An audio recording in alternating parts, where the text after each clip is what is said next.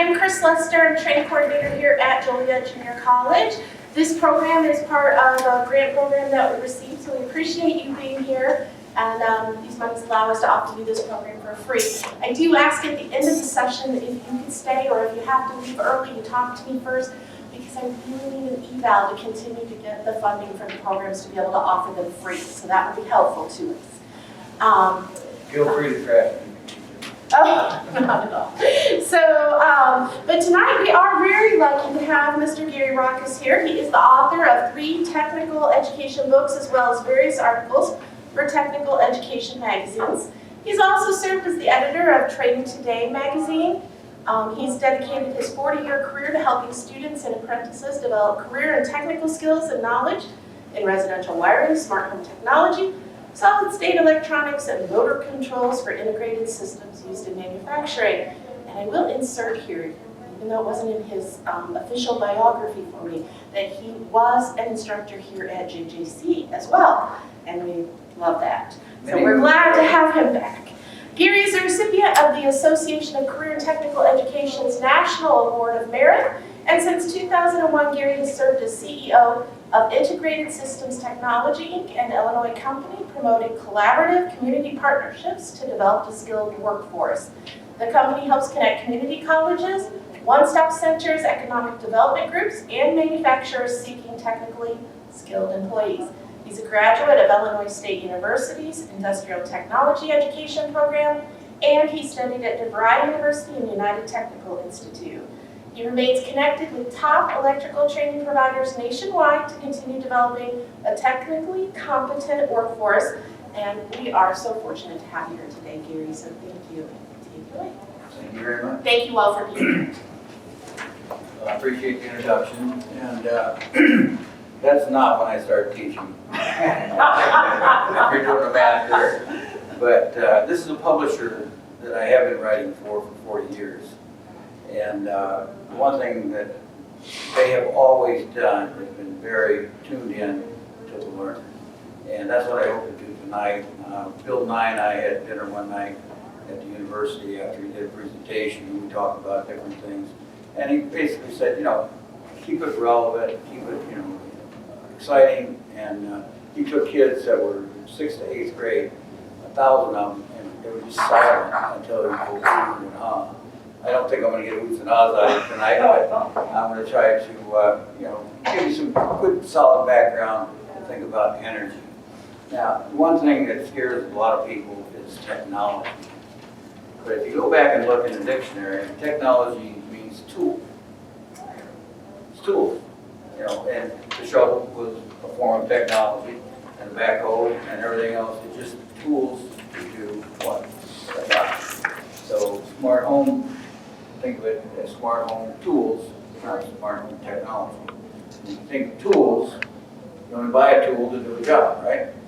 So let's figure out what those jobs are, and then let's look at the tools that you might want to do that. And in the front of the book, and I'm not going to get into it now, but you can use these later, that's a QR code, which will allow you to use your cell phone and go in there, and there are 4 videos that I would highly recommend that you watch. What I did was I created a virtual home with 4 different rooms. And the first one's your bedroom. And you wake up in the morning and you go, oh, what if there's a fire? What if somebody's breaking in? What if you're deaf? Well, maybe you put a vibrating pillow there. Maybe when you look out to yellow, it means that's a fire. Red means that there's an intruder. You start looking at your bedroom differently. What kind of tools can I use for myself, for my children, baby monitors, things like that? What do you want out of your bedroom? Then where do you go next? Bathroom, right? And we can have now showers with lights that coordinate with colors, with have music. For the ladies, if you're going out for the evening, we now have a mirror which has variable light on different Ks. We'll talk about what Ks are. So if you're going out to a nice evening party, you can set your makeup based on that color because the light will be perfect for it. You're going to go out in the sunshine, type, make the light up. You're going to go to a meeting. So It's a tool to do what? Prepare you and make you comfortable for what you're doing. Then you go in the kitchen, and there's all kinds of tools there. Okay? You come into my kitchen, we got tools, and some of them are smart and some aren't. Sometimes I'm smart and sometimes I'm not. And then, you just walk, so there are 4 videos that walk you through a virtual home, and it gets you thinking about the tools and how you live, and do you want to change that? The other thing is a general rule, and at the end of the book, there's a checklist of just about everything you can think of that you could do in a smart home. Do you want to do that? And if you don't, then what do you want to do after you look at these videos, after you read some of the books, content, and then choose something to start with. If you're going to go the route, that's fine, but start with a couple things and make sure they talk together. If you buy a nest, what else are you going to do that you might want that nest to talk to? If you're going to buy a ring, what else is the ring? All these people are trying to get you to buy in, ADT, the security system. They're all trying to get you to come in. However, some are this language and some are this language. They all end up on the same telephone system, so to speak. Even that changes. You got 2.5 and 5 different frequencies. But the language is what gets you in trouble. And it's a big word. It's called interoperability. Delicatessen is the other big word right now. So, yeah. Learn to look at the whole language and where you go from there. Now, have you ever been audited? No, it's not pleasant. Yeah, trust me. And it would have been better if I would have known beforehand what they were looking for. So if you look at your book here, you'll see the same illustration. And if you don't mind, I'm just going to go right down, have each one of you read one of them off. You grab that first one there, or in the back, page 357. 459. 459.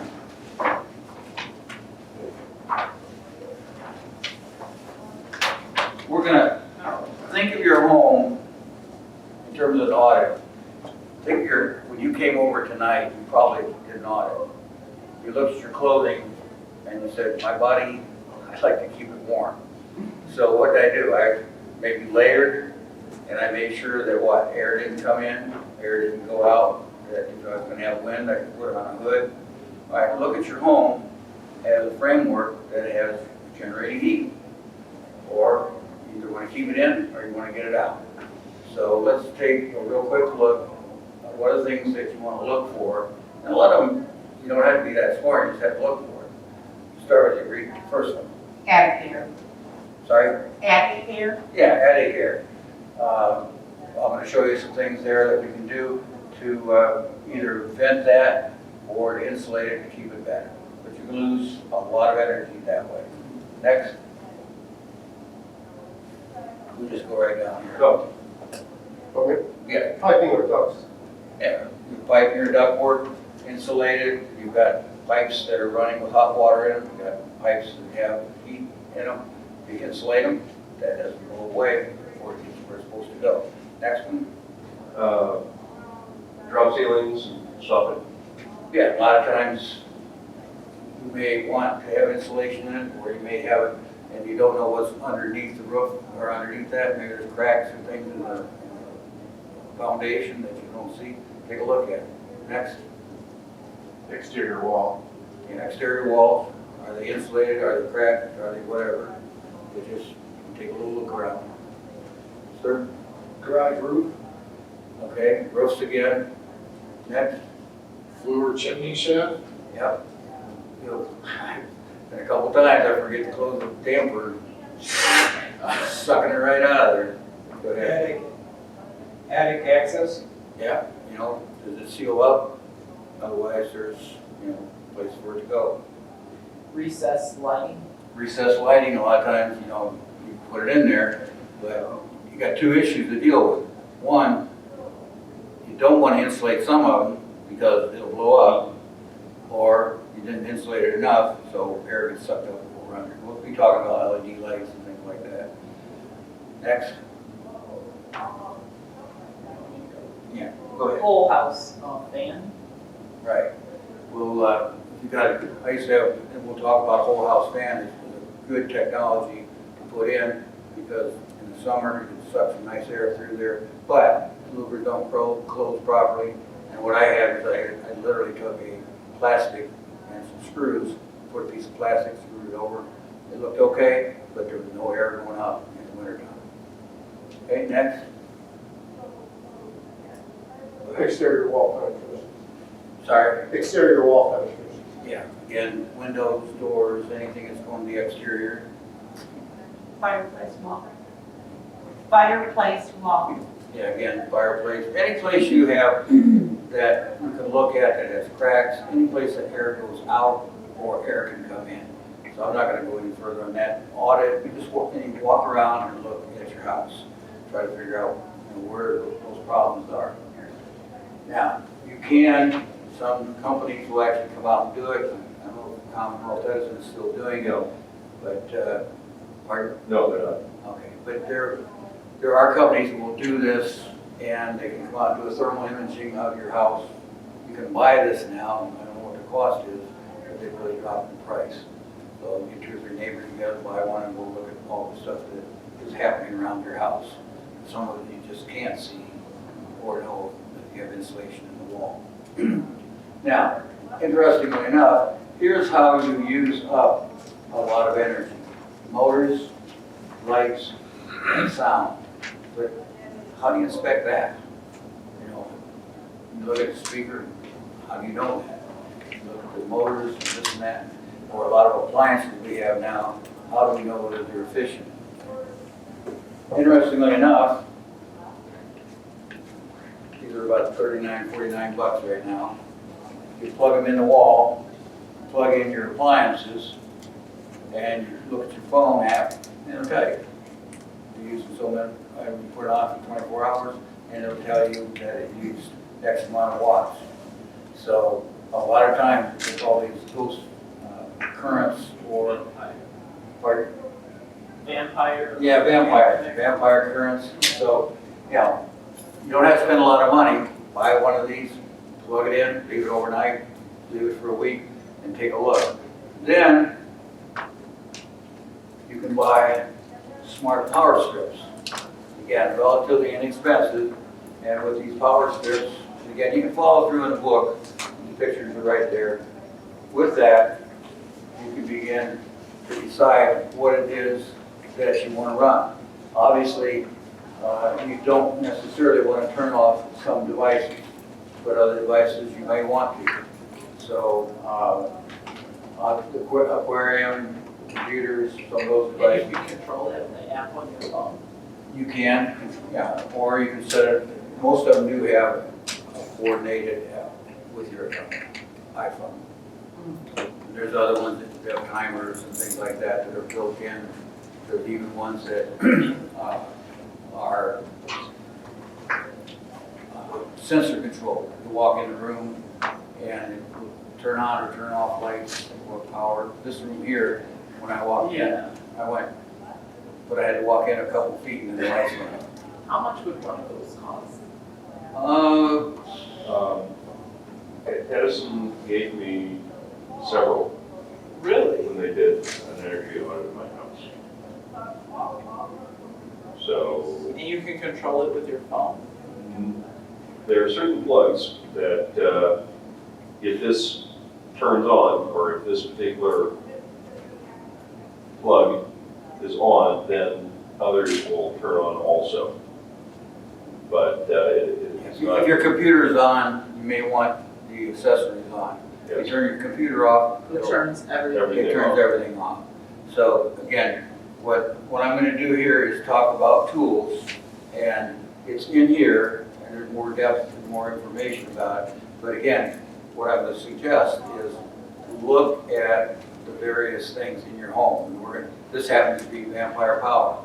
So if you're concerned about it, you got a lot of appliances, a lot of equipment that maybe is using power, and you don't know for sure. Get one of these simple little things, find out, and then if you think it's worth it, buy something that, again, I'm not sure what the cost is on it, but whenever you buy something, return on investment. If you can save $5 a month and the thing costs $25. Yeah. In 5 months, you pay for it. No, Yeah, so, okay. Then that's the vampire power. Now let's talk about thermostats. These were typically what we started out with, was the thermostat, and then the programmable thermostat, which 90% of the people never used. really? Yeah, the statistics on it are just horrible. That's, They don't program it? Why? you don't program it. You don't program it. You don't program it. Why? And even You know, it depends on what. You know, if you are going to work in the morning Yeah. at 8 o'clock and you don't come back until 5, Yeah. why do you need to maintain your house at 70 degrees? Oh, no, I use it. I turn it down. Yep. So what you've just described is something that it automatically does, whether or not you're actually well, turning it up. no, now you're thinking of the Nest, and I'm going to explain the difference. Is that what you have to think of? This tool, the first one, does what everybody else, all the other ones do. Okay. It senses temperature, Mm-hmm. and in simplicity, it turns something on and turns something off. So why would you want to go to this one? Well, it allows you to program what you think is your lifestyle. Right. So, yeah, I'm gonna go here, I'm gonna do that, and you'll find out that most people don't have that big a routine that they think they have. So then they say, oh, the hell with it, and they go back to just programming it for day and night, and basically could have done that with the beginning thermostat. So, what's the difference? There's what you're paying for, is the processing of the information. It's still a thermostat. There's about 3 ways to look in there how a thermostat can work, and I'm not going to go into the technical detail, but basically it senses temperature. And based on that temperature, you either want to increase it or decrease it, or maybe turn it off.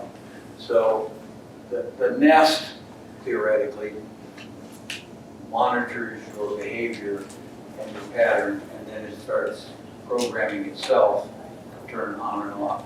And also you can, because of those thermostats, you can also put on your phone. So if I'm in Florida and I want to check on Morris here, I do, or if I want to set the heat or air conditioning, I'll probably keep it at 78 when I'm gone. But then as soon as I head for the plane, I'm going to crank that baby down to maybe 72. So there's, I'm not totally sold on the idea that Nest or any of them will ever figure out my pattern of behavior.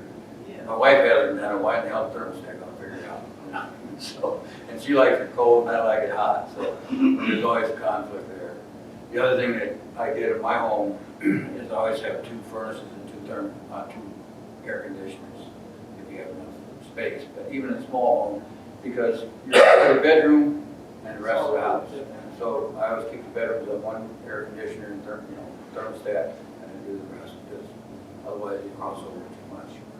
So, now, what else does this mean? Well, you not only can use AI, which is artificial intelligence, and that programs some things, but you can also begin to tell it things like, why don't you watch the sun angle of my home? And particularly in Florida where it's warm and there's a lot of thermal energy, and I got big windows, I would like to cover those at certain times of the day. Well, I'm not going to be there next week. It would be nice if the thermostat said, hey, I know that the sun comes up this time, it goes down this time, so I'll do it for you. And you can program in to have your shades go up and down depending on what you want. Or you tie it into your forecast, and it can begin to determine when a cold front's coming in, maybe you want to start warming the house up. It can tell you other things tied into programs. So what you're paying for is the program. Think of everything in your house as input, process, and output. There's going to be a sensor there. It's going to sense temperature, pressure, heat, light, things that you would sense.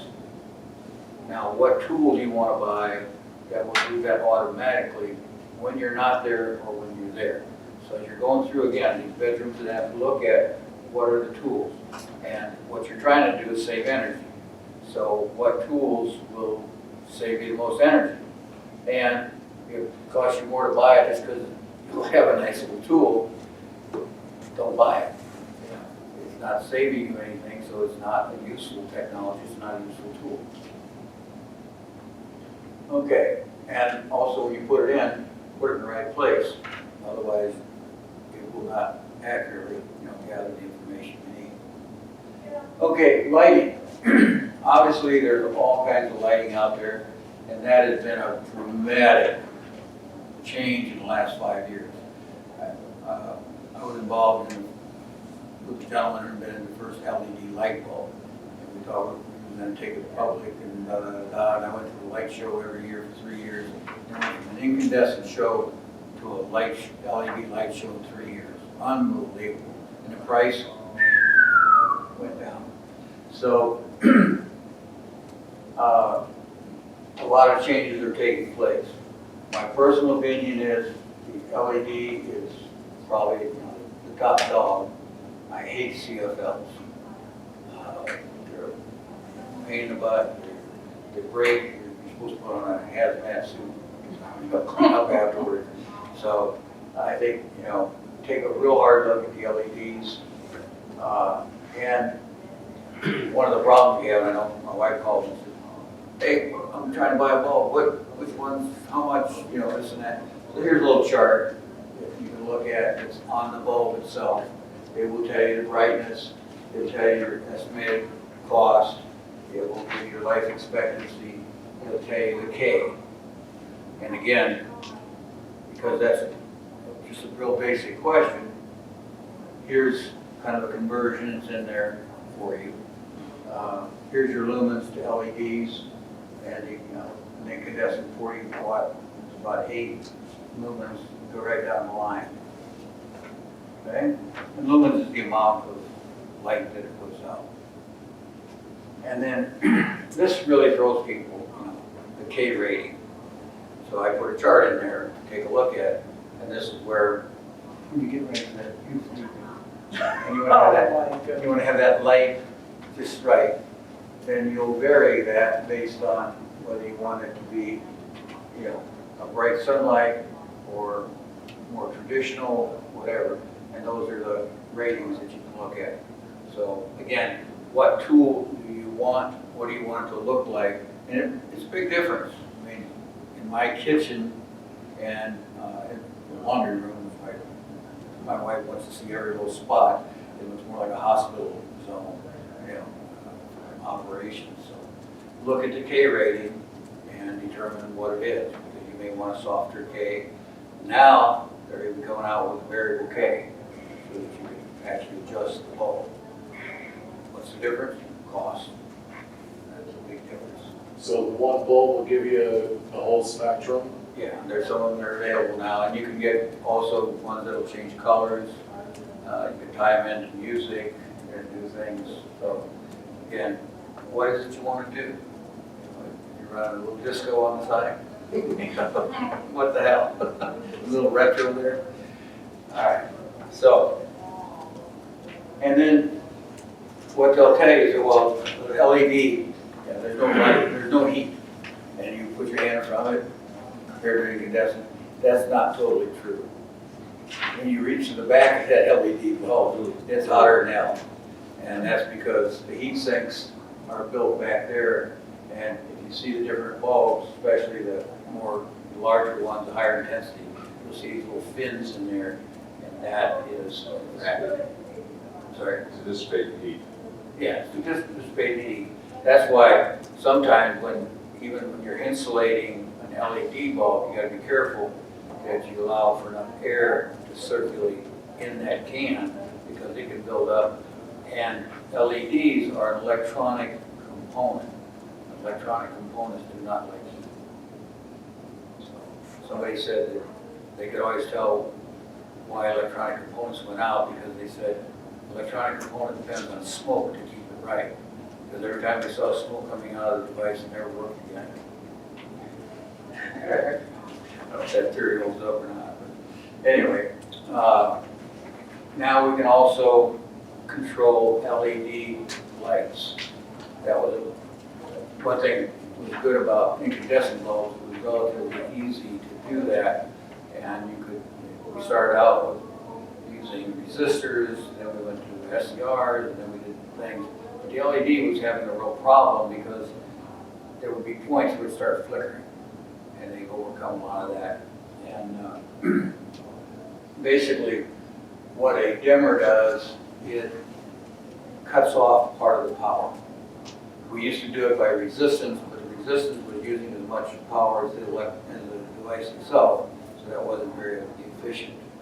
And then they started using this methodology, but again, those require heat sinks because, again, there is some power that has to be used in the process. Okay? Now, here's another thing that can save energy, and we saw here, these classrooms are not necessarily monitored every moment by Chris, although she probably has an eye out for it. So, we leave here tonight, if nobody comes by, the lights will turn on. But as long as I keep moving around, and I had a little problem with my building, I put it in the bathrooms, and when they went in the stall, what are my lights up? And it's kind of hard to get up, with now when you're supposed to do another thing.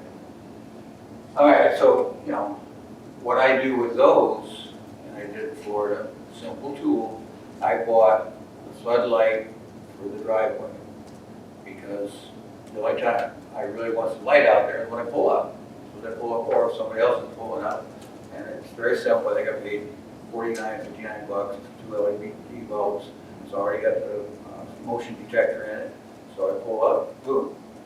I put it by the garbage can. Right? I go out there, put my garbage in, lights up, and you can put it on a timer. It goes for about a minute. The garbage, go back in. The garage door, yes, you can have your beautiful lights on your little door opener. But I put on one of the light switches as I come in, and it turns on and lights up the whole garage. So again, inexpensive tool to do a job. It controls the energy so I don't forget to turn the light off when I go in the house. So relatively inexpensive, easy to replace. And by the way, this book has the DIY, do-it-yourself component. It will show you how to take out switches and put them back properly, following National Electrical Code, and also safety, so you don't kill yourself doing that. All right, water. This has become very popular. You've seen it in restaurants, you've seen it in hotels, but also with aging parents and ourselves. There may come a time when you're in a wheelchair or you're a little disadvantaged, and then try to reach up, turn it on, put your hands in there, wash them, and turn them off. And it's a relatively simple device to add. The plumber can do that, you can probably do it yourself if you have a little bit of plumbing background. But basically it's a switch, and the LED notices when your hand goes in between, opens the valve, when you pull it out, it comes off. Again, something neat, maybe not. How would you fill a sink if you were, if you needed to fill a sink? Would you have? There are several of them that have a side thing where you can just turn it on Okay. and leave it run. Go override it. From a ergonomic standpoint, or for the reading guys, this is something that's coming down the way. I've seen it in some other countries, where when you're washing your hands, that water necessarily have to go down. Part of it can go into the stool and serve as a reservoir, and you can use that to flush the toilet. So again, that's something you want to do, maybe, maybe not. Is the cost worth it? That's the kind of thing where it's probably more, I'm doing it for the environment than it is cost effective. But that's okay too. Pardon? Your water. Yeah, right, exactly. I don't know, the only issues I would have is, does the soap clog, or, what happens to all that stuff. But again, that's what our technologists are all about. Another thing is just having a sprinkler system. And I've installed not only a sprinkler system and got it programmed, but I also have a little device up there called a rain gauge. So when it starts water, it shuts off my irrigation system. I don't need to be watering while it's raining, right? It's wasn't a very expensive add-on, but it's a little wire, goes back to your tower and turns it off. So you can save water, energy, thing. If your pump's not running, your water's not running. It's little things, but again, is it a tool? Is it an ROI for you? Could be. You've got a big lawn, and it rains a lot. In Florida, we get torrential rains, and we have dry spells, so it's programmed, but when that rain comes for a long period of time, it shuts my system off. You run a hot water heater 24/7. Well, why do they call it a hot water heater? Shouldn't it be a cold water heater? So, these are becoming very popular. A couple years ago, I was skeptical about it, but I have friends now that put them in, and particularly the little ones for tea. Instead of heating up the teapot, my wife loves to have tea in the morning, and she just cracks that baby on, a little cup of tea, and a little hot water heater in there, perfect. And that makes her happy, which is a return on investment itself. Aren't those expensive though? Not really. They're probably under $100 for little ones. Oh, no, I meant like, Oh. house Yeah. Well, and you probably want more than one, depending on where. located. Yeah, and the issue is really that isn't as expensive as the fact that it's usually not put in a place where the plumber can get to easily. You have some recirculation, so it's the cost of the plumber coming out and installing it. But if you're doing it in new construction, just like anything else, it may be worthwhile. Particularly, we're going to install one because my hot water heater is on this side of the house and the bathroom's on that side of the house. So you run the water for 5 minutes before you get hot water, and so again, you're using up energy, you're using up resources. Okay, but another thing you can do is, I got a little more chart in there, go look at the thermostat on your hot water heater and adjust it accordingly. You don't necessarily, the main thing you want to have is enough temperature to kill bacteria. That's the real issue. After that, you don't want to scald yourself, you can get it too hot. And there's some simple things you can do with it, with a hot water heater, because it's on 24/7 heating it. Also, we found out in the hurricane, you can't get water, turn off, and keep your hot water heater, because it's a source of at least 60 gallons of pure water. Okay? We were talking about that attic. Okay? What if the heat's building up there? And you can see the thermal structure there. There are solar-driven little fans up there that can be inserted in your house, and if you're trying to keep it cool, particularly the upper bedrooms where you may be staying, it might be a worthwhile investment. It's going to be a little, I'm not going to cut over my roof, but you got a roofer to come in and do a good job. You can install those. If it looks like it's going to, particularly an older house, it probably is more of a good investment. However, if you're building a new one, it's easy to put it in. Also, the vents, having vents that will allow that air to pass through. Talking about a fan. Highly recommended for new construction. It can be done, usually in a hallway, so it's unobtrusive. And like I said, what I did afterwards for the winter is to take and put plastic on it, just a 1/4 inch piece of plastic, and heavy screws so they come down a little further, wind out of it, and you're ready for winter. Did you run that a lot or just? Oh, in the summertime, even on not real hot days, but just on certain days, you open the windows and, pull it through. Now, what people have to recognize, and I'm sure most of you know this, is that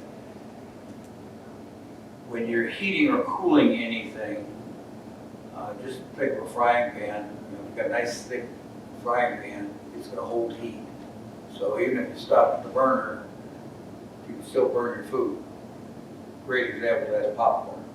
Everybody waits till pop stops and then they unplug it and they wonder why their popcorn is burning. It's called latent heat that's there. So you wanna wait until you hear about the last few pops, then unplug it and turn it over and get that stuff out of there. Now from a home, and even in a city, you've got furniture and you got all this stuff. When it's 68 degrees, raise it to 72 degrees, you're raising all that. Now it may feel good, it's got heat on, but all that is fighting the 68 degree materials that are in your house.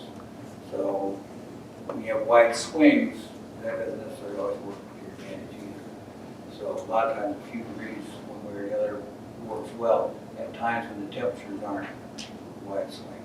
Okay? So Energy Star, you can look at that. Fairly accurate. It's better now than it was. A lot of them cheated on it. We have an Energy Star rating, but it's a good start compared to some of the stuff you did years ago. So I would highly recommend that. Get smart appliances now, and that's a real new trend. Be careful because, again, it has its own language, okay? And it may talk to it, it may not. We'll talk a little bit later about home management systems and how it talks to your management system, and it will tell you that it may talk to Combo Des and say, hey, you know, I don't want you to run that during these times, and therefore, we'll talk about some of the other things. The smartness of it, it's just a little radio transmitter in there, going back and forth. Now, what does it do? It can save you energy if it's not being run at certain times of the year, you know, day. We'll talk a little bit about that. But again, relatively new. It's also going to start putting diagnostics in there, which would be helpful. Okay, you're getting to the end of this cycle, the motor's starting to heat up. A lot of diagnostics for technicians, they'll go online and go, oh, let me take a look at this, this, and this, because they'll have sensors in there that can run diagnostics and tell you that you're going to need to replace this, or driver vent's stuck with a bunch of material in it, that type of thing. So it's an interesting thing to watch. But again, because it's relatively new, and they talk about the coffee pot was the way in which they hacked your house, because it had a little transmitter receiver that went into the coffee machine to get to your network. So there are Downsides. Pardon? There are downsides to everything. Yeah, absolutely. Grab this real quick.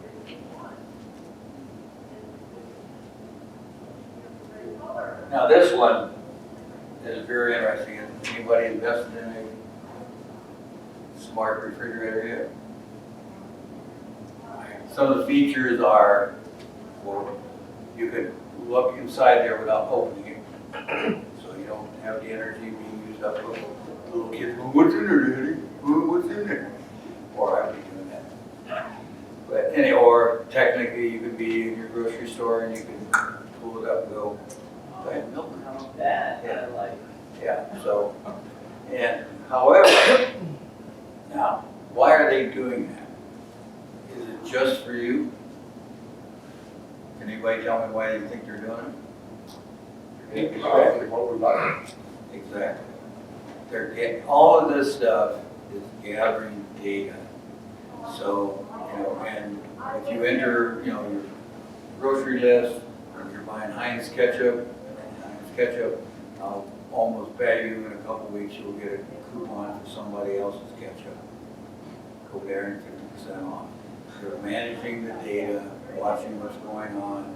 Now, if that doesn't bother you, maybe you want it, we'll try some different things. But you gotta remember that they're gathering information. Now, it does have advantages. But look at the tool, look at what you wanna do, evaluate the risk, see how it fits in with all your other appliances.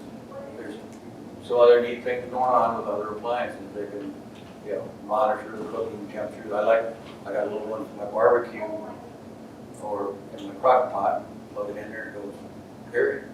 It's almost medium rare, or medium. So, yeah, there's little things, they don't cost much, and they're fairly safe. So when you start looking at bigger systems, realize that issues. Okay? About 5 minutes, we're gonna take a little break. There's a little chart in there that show you some of the feature benefits of various appliances. Again, every slide that I'm showing you here is represented in the book. So I don't want to go in depth necessarily on the technical stuff. You can go back and read it. But generally, the way I do things is I give you an illustration about something that's practical, and then I pretend like I'm sitting next to you and say, take a look at the picture. Here's what's happening. Here's what you should think about. So that's the way the whole book is programmed.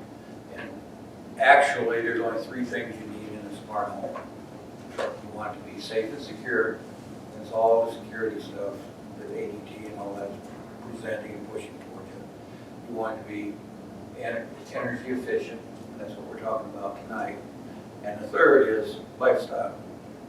Your lifestyle is dependent on whether you're single, married, with children, aging parents, children with disabilities, or pets. Okay? So take a look at that and you'll determine what your lifestyle is. And then does that lifestyle coincide with your energy? And are you secure enough? Are you a single gal in an area where you want to make sure your security is good? You live in an apartment, you want that security to go with you. There's a lot of things to think about, and that's why I have a checklist at the back to go through. Don't let eye candy get you. That's what will happen. You'll get, oh, I want that, I want that, I want that. Determine the tool. Why is it important to you? Is it important for one thing or for an ROI? Is it a good ROI or something you want to play with? You want to invest in it. Okay? And here's what's happening. The Bluetooth, they begin to communicate with each other, and again, they're gathering information. You're gathering information for yourself, and other people could be potentially, depending on what you want done, getting information. But there's, you know, you want to know how you're in your Peloton or whatever, how many footsteps and things you're doing, is that helping you?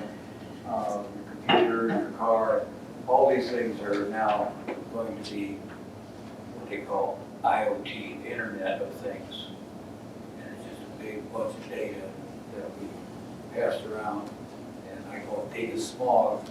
We can't use it, it's just out there. Until it's converted to knowledge or something that's useful, it's just data. Okay, why don't we take a little stretch break here, and we'll come back, start talking a little bit more about how the smart home technology works together, and will help you with your energy. Let's get a little bit back now. Take 5 minutes, come back in 5 or 7.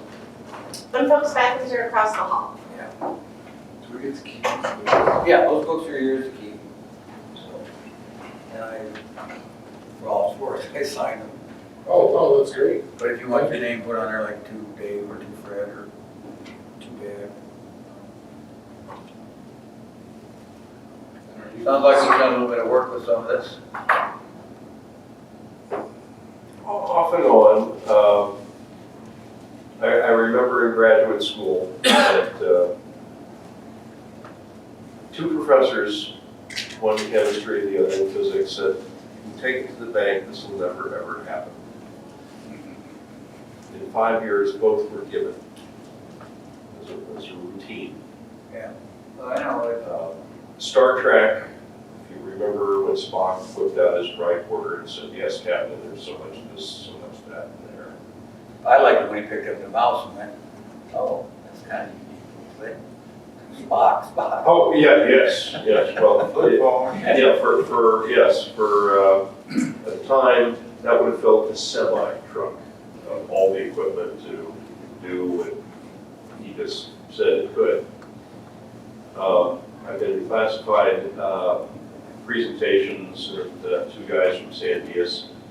Well, we weren't sure, we figured we'd give it a try, see how small we could make it, and they had it down to the size of a palm. 2-column GC with going down parts per trillion. And I'm going, why? And commercially, I saw a presentation in December, basically a small briefcase about twice the size of this, quite similar. So, Well, in the 1980s, my VP and I did a presentation on Saturday Scholar at the Museum of Science and Industry. And I had the first tabletop robot, the first tabletop CNC, and the first CAD station. And I was telling them that you watch, in 30 years, this will be the way industry will go with manufacturing. 10 years ago, I was on a team, and it's still there. We built a work cell. It's at the Museum of Science and Industry, a graviton, and you go in there and you can design it, and by the time you walk out, you have it in your hand. So it's just amazing what's happening. yes, huge leaps. And I just talked about some of the, some like military stuff. Well, I was in the Navy. A lot of it was in the Navy Reserve. I was with the Science and Technology Group in San Jose. I felt incredibly stupid. I'll tell you a quick story, then you'll be back here in a minute. This friend of mine kept saying he had a friend with a name, it was a spook. I'm going, spook, what do you mean? And he called from Germany and called for this. And he said, and we were in Washington working on a little project for manufacturing. We actually worked with Caterpillar and designed to retrain American workers. It became a national program. But anyway, I said, we're going to go on a trip. He said, yeah, spooks in town, let's take us somewhere. I said, where are we going? He said, you'll know when you get there. So I said, I thought we're going to town. We started driving out. We pull in, CIA headquarters, CIA. And I don't realize it until it pulls up his assistant director. And Reporter Doss was, and he was retiring, and this guy was retiring. So we went up in the office, across the seal, up to the director's office. He's giving me pens, and I said, I'm getting the hell out of here. He said, I got my thing tomorrow. So I went over to the museum. They did show me the absolute latest stuff, but it was from the microdot. Oh, yeah. And I mean, just unbelievable what they've done in technology. But again, what is it? A tool. Oh, yes, well, 1 month before 9/11, we were talking at the Navy Reserve Center about a court case that occurred in Europe. And the prosecutor had turned to the Americans, NSA, and asked for a transcript of a phone call that had been made 3 years prior. Where were the 2 cell phones at the time, and the transcript, and we gave it to them. The amount of data they're gathering is unbelievable. And the response was, do you have any idea how much storage you'd have to have all that? Yeah, it's just tons and tons. Anyway, in basic terms, even the hub now is becoming somewhat passé. But basically, for those who haven't worked with it before, you've got all these devices that are talking to each other, and the simplest thing is, with the phone, you can go through your Wi-Fi and you can turn a light on with a bulb that has a switch in it. You can turn it on by having a socket with a switch in it, or you can buy these little plugs, stick it in the wall, plug in your lamp, and you can turn it on and off. So, and as you probably know, this has become extremely prevalent. Alexa, Alexa. Did anybody see the Super Bowl commercial? Yes. Where they went back and, What did they do prior to Alexa? yeah, and they have all these things of the ancient times. They're going, Alexa, and then we have a servant go do something. Alex, do this. It was pretty funny. But anyway, again, what you're dealing with here is a transmitter and a receiver, and for all practical purposes, just like the old walkie-talkie. The difference is that I tell people there's 4 levels to a smart home. There's a legacy home that we were used to, the switches on and off, manual switches. Then there's a connected home, and that's probably where most of you, if you haven't gone the route, your garage door opens, a connected device. Your TV remote is a connected device. And some of these other ones, like a Nest, and some of the basic ones are a connected device. When they start talking to each other, then it becomes a smart home. It starts talking back to you, and then you become an intelligent home. And then I don't know how to do that, but it's coming. And with 5G, where they can transmit a tremendous amount of data and compose it, it's going to have big impacts.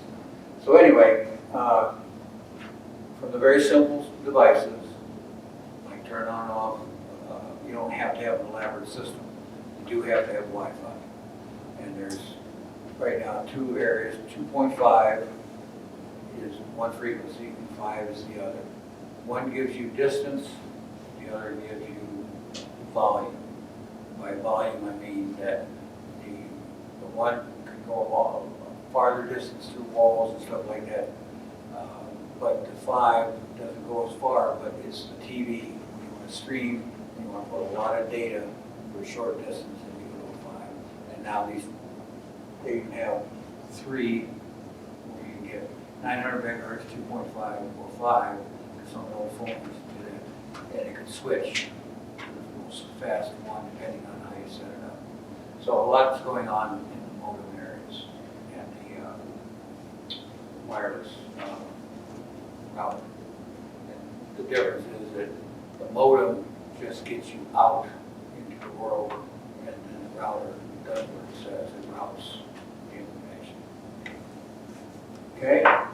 Now, a home energy management system consists of smart energy using devices on both sides of the smart meter to determine the best use of energy at any given time. And this is where things get a lot more complicated. But the primary device here is the smart meter. And we'll talk a little bit about it. Was a lot, still is a lot of controversy. And I'm not going to take sides on it. You pretty much have to go to the data, or you can actually do some tests yourself. And if you want to see people screaming the most, go to California. And they actually are people going around and testing the meter outside to see how much energy comes out of that device. But again, what it's serving, that smart meter, is allowing the utility to talk to your home, and that might be smart appliances. You've had a certain amount of it in the past, in that it can turn on and off a hot water heater if you agree to do it. Most of these are contractual relationships. But the smart meter is the device in the home that allows you to take the information you have on all these devices, send it to the smart meter, through the smart meter out to the utility. Okay?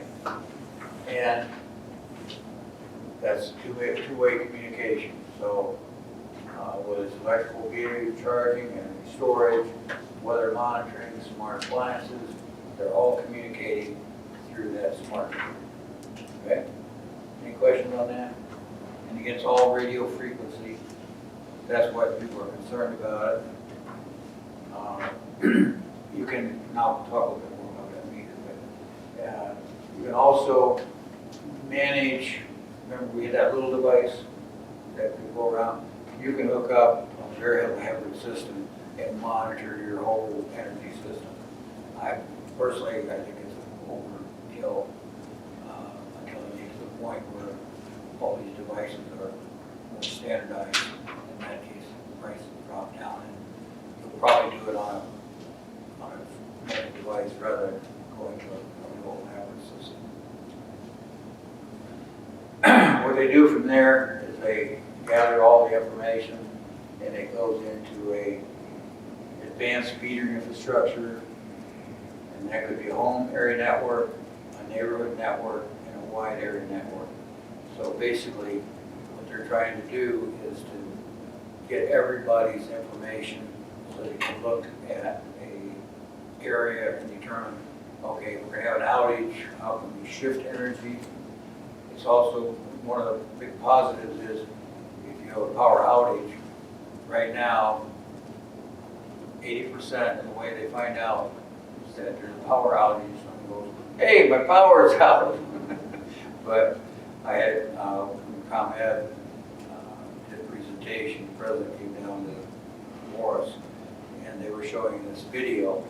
It's pretty cool, it shows lightning strikes and all the power going out. Then it shows the self-healing and the power back behind it. So a lot of that is also getting information, figuring out where the problems are, rerouting it, and actually healing it without people having to go out. And obviously, also as a, from a utility standpoint, it's a monitoring device. It's one way in which we're catching a lot of marijuana growers because they're So much, or like- doing the crack and stuff, and they use a lot of energy, and all of a sudden, you know, it's home spike.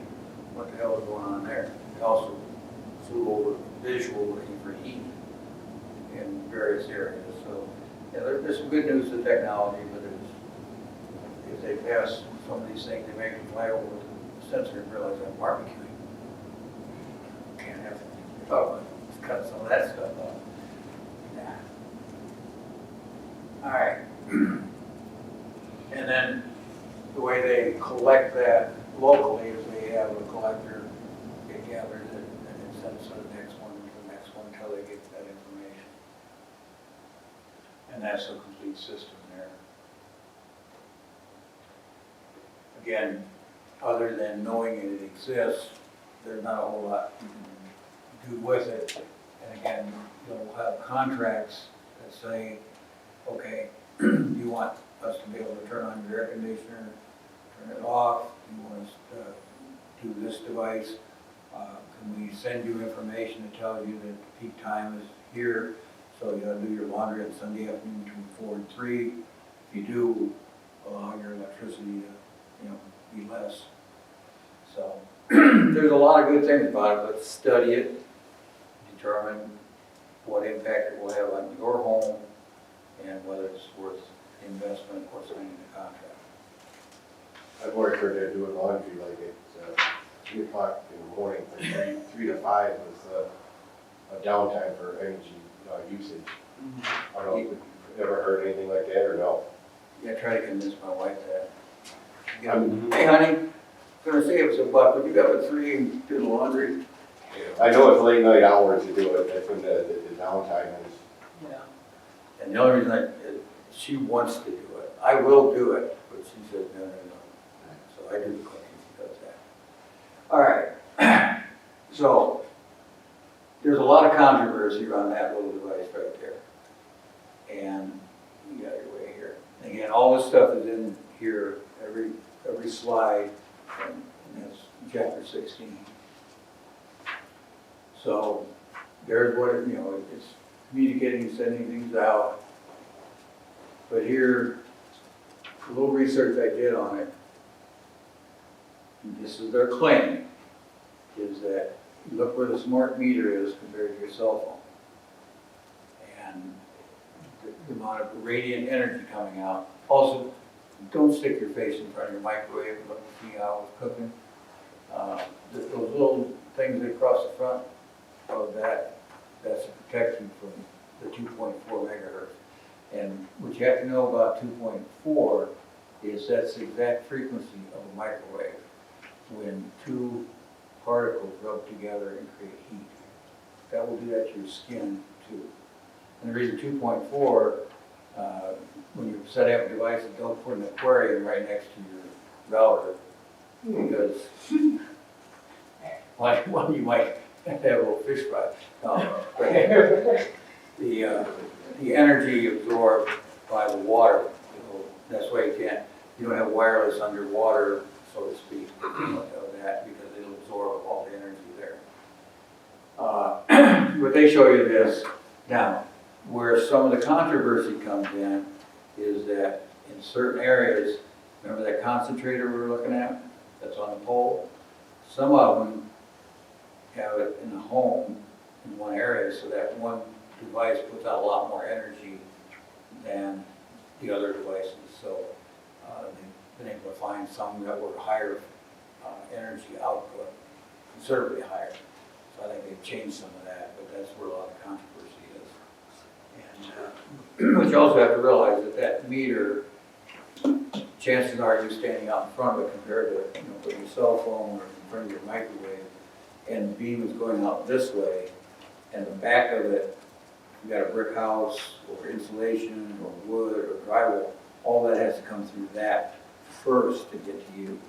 So unless you're out in the backyard playing basketball in front of the meter, chances are you won't be exposed to it. But there are some that they claim, quote, and you can get a meter and go out and measure the intensity of it, but it costs money, and I'm not So sure. you can usually rent them. Pardon? You can usually rent them halfway decent price. Yeah, but But again, I've not really found a great deal of significant levels of, I mean, you can talk about the poles that go over your head, power poles, there's all kinds of stuff. I personally, whenever I can, my cell phone, I go on speaker and talk. I don't hold it up to my head. There's enough problems up there without creating that. So, all right, so that's the controversial part of it. Then, this has been traditionally our utility. We've had centralized power, whether it be nuclear, whether it be coal, whether it be hydroelectric. I went over to India to a power conference because I wanted to see what the Russians and the other folks were doing as far as solar and hydroelectric and that, because they do have a lot of other issues that we don't deal with here in the United States. And hydroelectric is really big in a lot of areas, and we have it here too. But and nuclear. So why are we looking at the power industry? It all has to do with peak demand, because peak demand is usually on a hot afternoon, you need air conditioning, or the cold time. And what happens is whatever you generate, you have to use. Whatever you are trying to use has to be met by generation. And if you go between here and Morris, you'll see a peaker plant.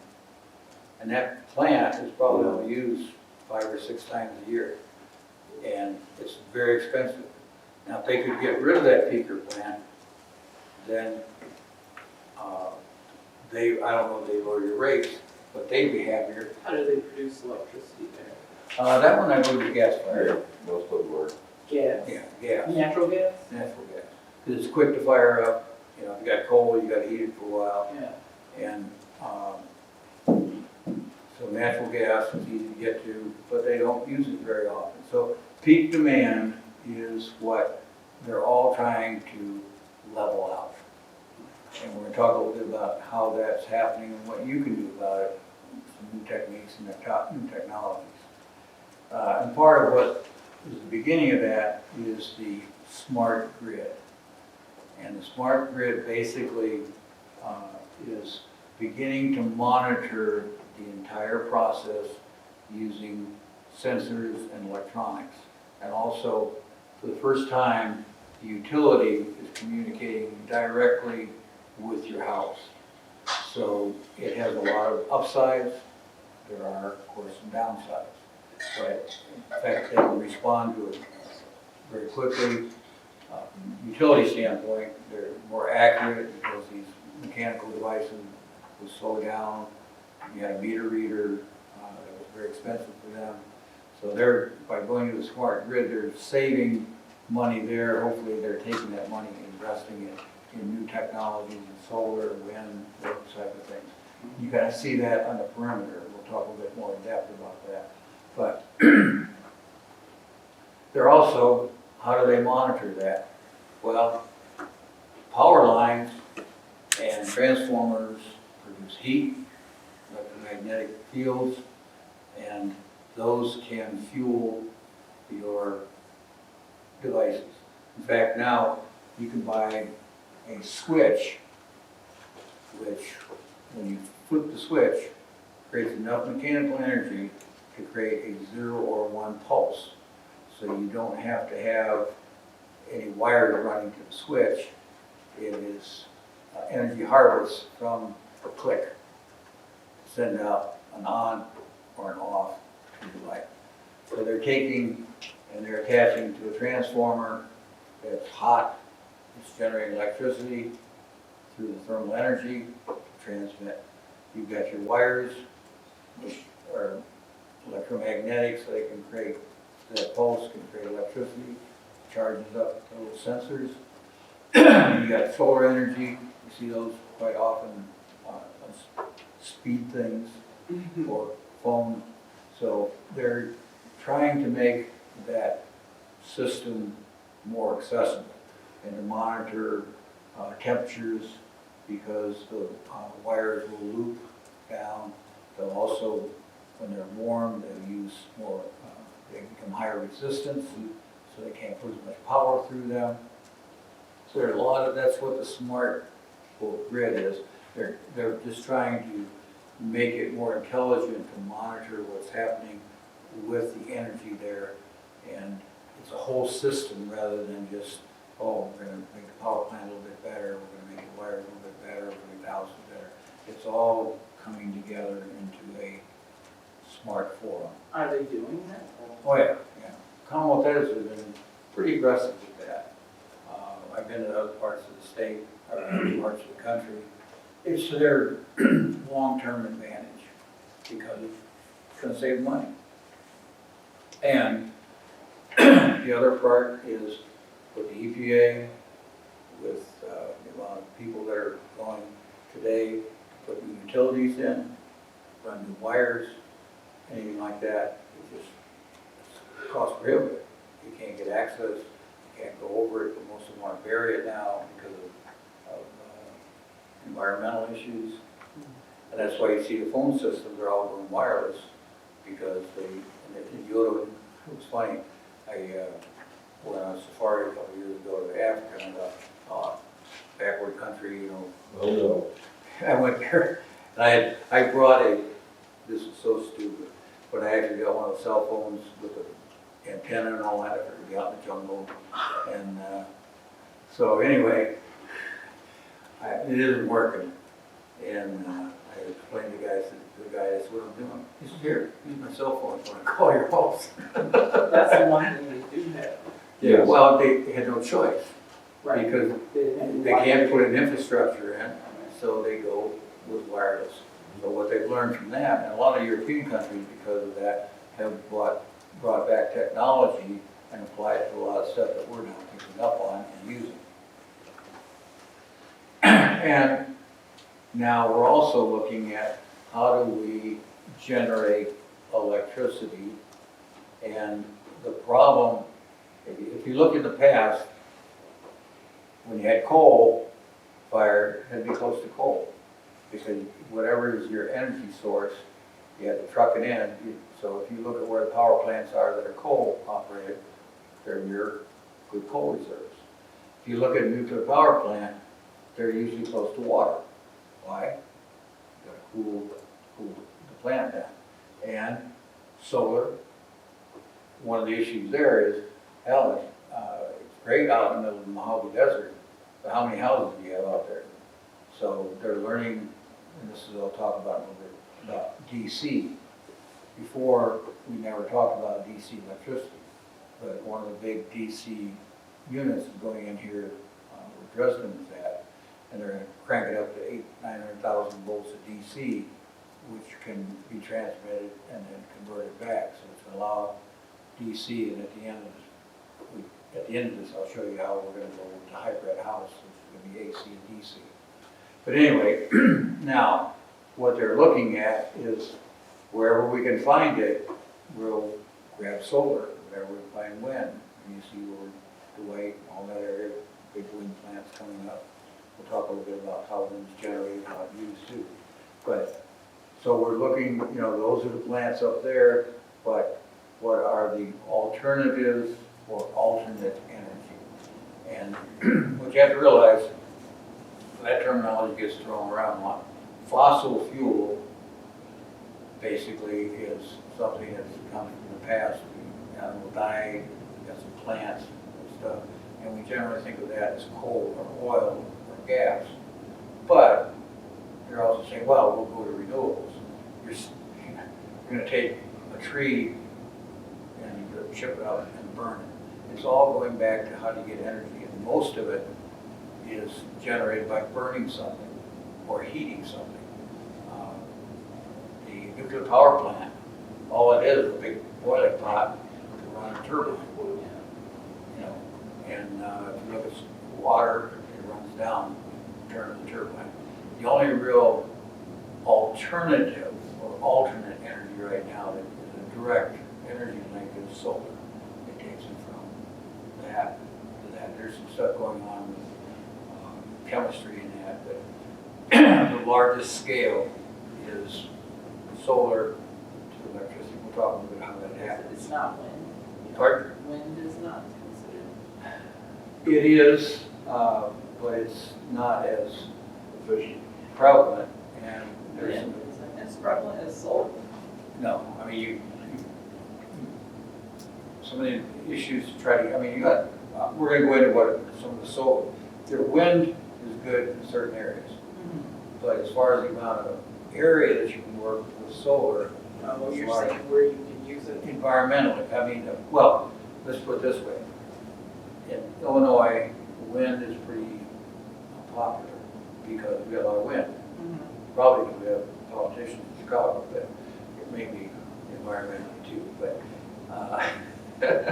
that's why they call it the Windy City, based on politicians of the 30s that had nothing to do with the wind through the city itself. That's the gospel truth. That might be true. It is true. Oh, I believe you. Yeah, the 1930 politicians. Well, it was even before that. Yeah, and it still is, but, you know, you know when it's cold in Chicago, How? the mayor has their hands in their own pocket. That's the lawyers. All right. Anyway, so we're gonna take a look at that. I was in India, the entire airport operates off solar, 100%. So it's a big thing, but wind has some value.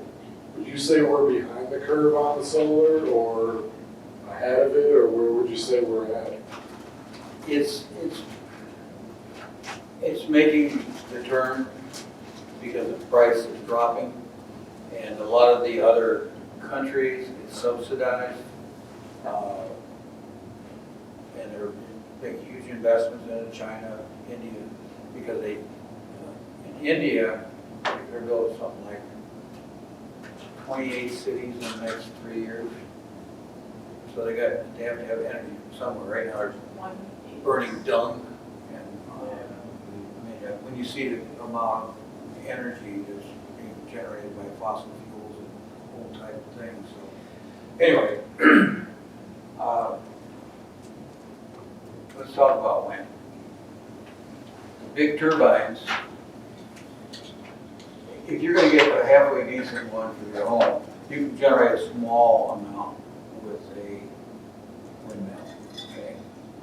But a lot of times, you got to elevate it, you got to put guidelines on it, you got to do a lot of stuff, and there's a whole analytics there. It's not saying that you shouldn't, and it depends on your area, and we'll talk about solar and where the demographics are. Oh, so are you saying like for a house that solar is the best or that? Right. Okay, Yeah. I get that. And in certain areas where, you know, you want to you know, you could get solar, but it doesn't have to necessarily be close to where it's at now, because they're generally finding ways to move the solar over. And a lot of people object to the windmills. They just don't like the visual. So again, there's restrictions of laws, there's environmental issues, they talk about birds. Yeah, solar, you know, it's out of the way on the road. Well, I'm going to show you a lot of things that are happening with solar that make it more interesting than it did before. But anyway, I've got a friend that in the middle is going to be a vertical turbine. It was generated in Russia. He bought all the patents for it, and they're doing it mostly overseas. But it has a small solar panel on the top, and you can mount these at various places in your yard or on your home, and it spins this way, and it requires very little wind, and it generates a substantial amount of electricity. You'll see that coming in the next couple of years. You got to go public with it, and you can do large scale, and you can do small scale, but because it will grab wind from multiple directions, it has real possibilities. But these are all the different ones. And another one in Europe, they have, it looks like a tree, and then you realize that the leaves are actually little turbines, and they come down through the wires, you know, like a Christmas tree, and generate electricity. So a lot of stuff going on to make it aesthetically nicer. This is what's inside that great big turbine. You can actually go up, climb a ladder, and walk around inside there. And people say, well, how the hell do you generate electricity when it's turned pretty slow? Now they got, inside, there's a big gear ratio, and it actually spins and maintains, so it can have like a 60 cycle, let's say, it'll pick it up and make it, the turning inside is going much faster than the outside. Okay. But it's allowed that to generate. And then they feed it down to a central location and then distribute it. But it's pretty fascinating to get a look inside. You know, some of this stuff you can go online and just inside of a windmill. Like I said, here's hydroelectric. That's very simple too. It's water coming down, turning a turbine, and generating. Also, heat. The heat pump. Interestingly enough, it is best at night when it's cold because it works off of thermal differences. And when it's cold, it will allow it to gather more heat or cooling than it will when it's hot. So there are a variety of heat pumps. This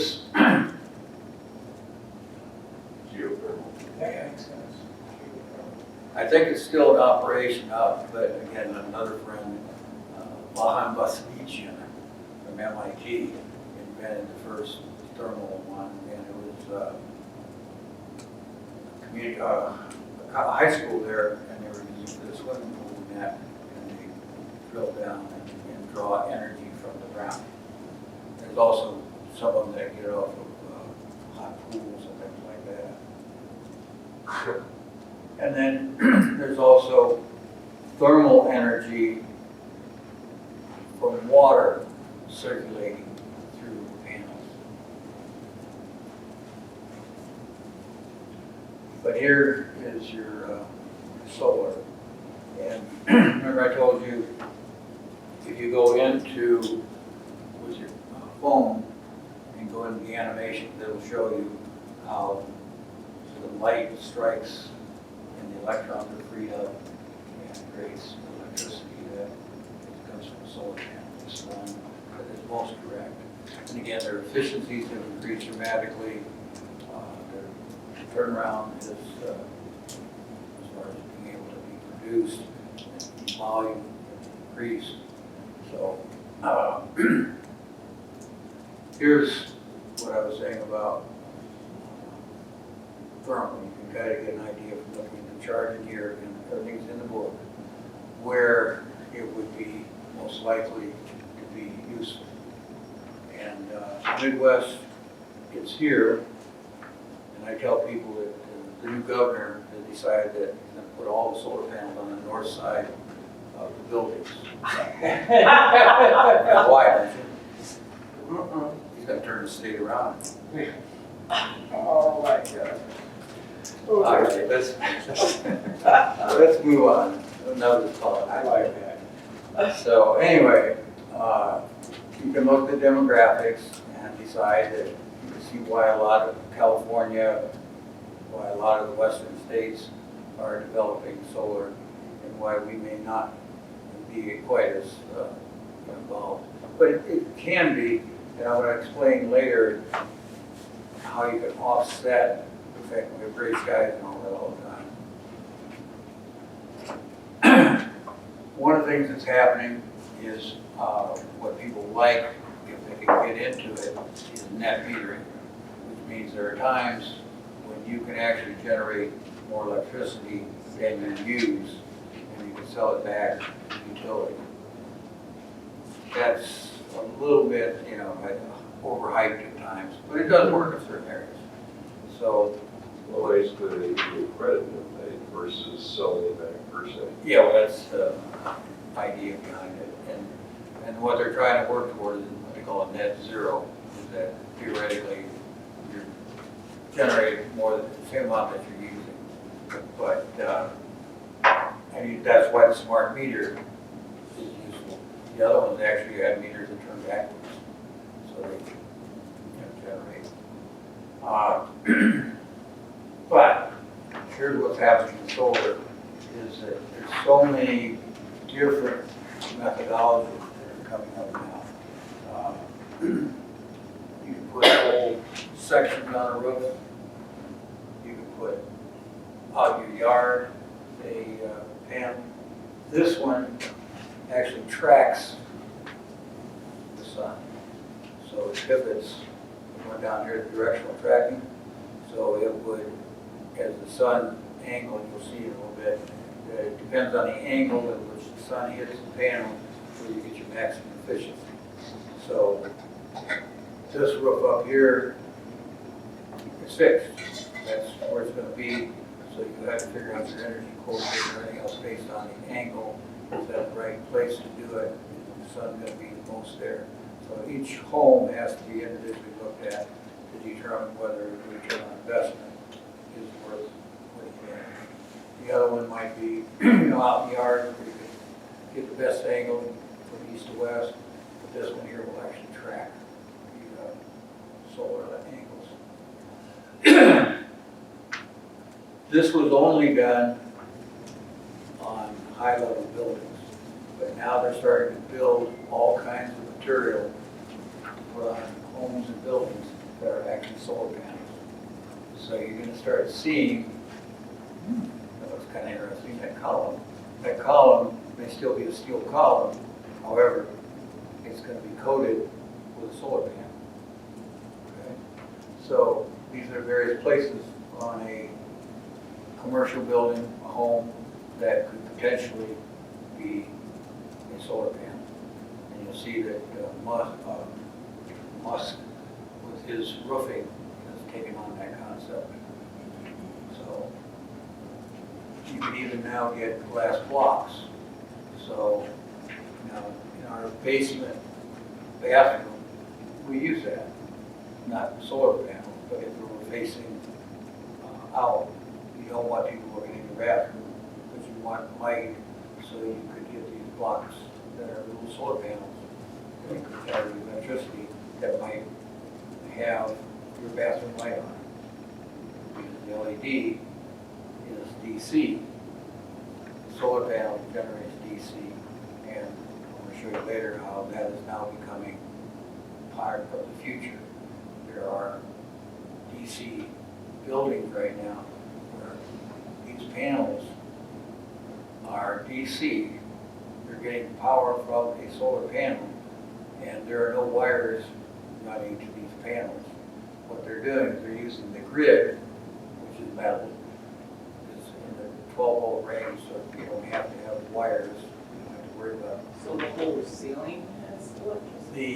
See how these little metal grids are? Yeah. That's your conductor. And then the panels have a spot here and a spot here. And that Which is runs conduct- through the So grid. if I don't like this here, I can take that panel out, or those two panels, I can pick this up, and I can move it over and drop it in. And unions aren't like that a lot. But you think about the flexibility in a room, or a basement or something, instead of having to tear out and do it, And the wiring you and just everything. move that around.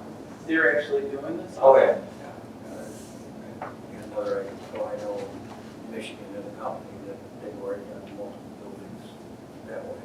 And that's the only way, and I'll talk about efficiency and why solar right now is good, but it's gonna be better once, if you wanna have something plugged into your home right now that's DC,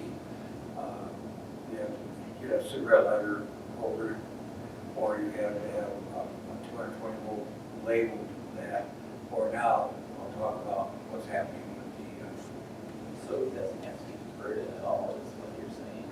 well, it has to be reduced, but not converted. So we'll talk about that a little bit. All right.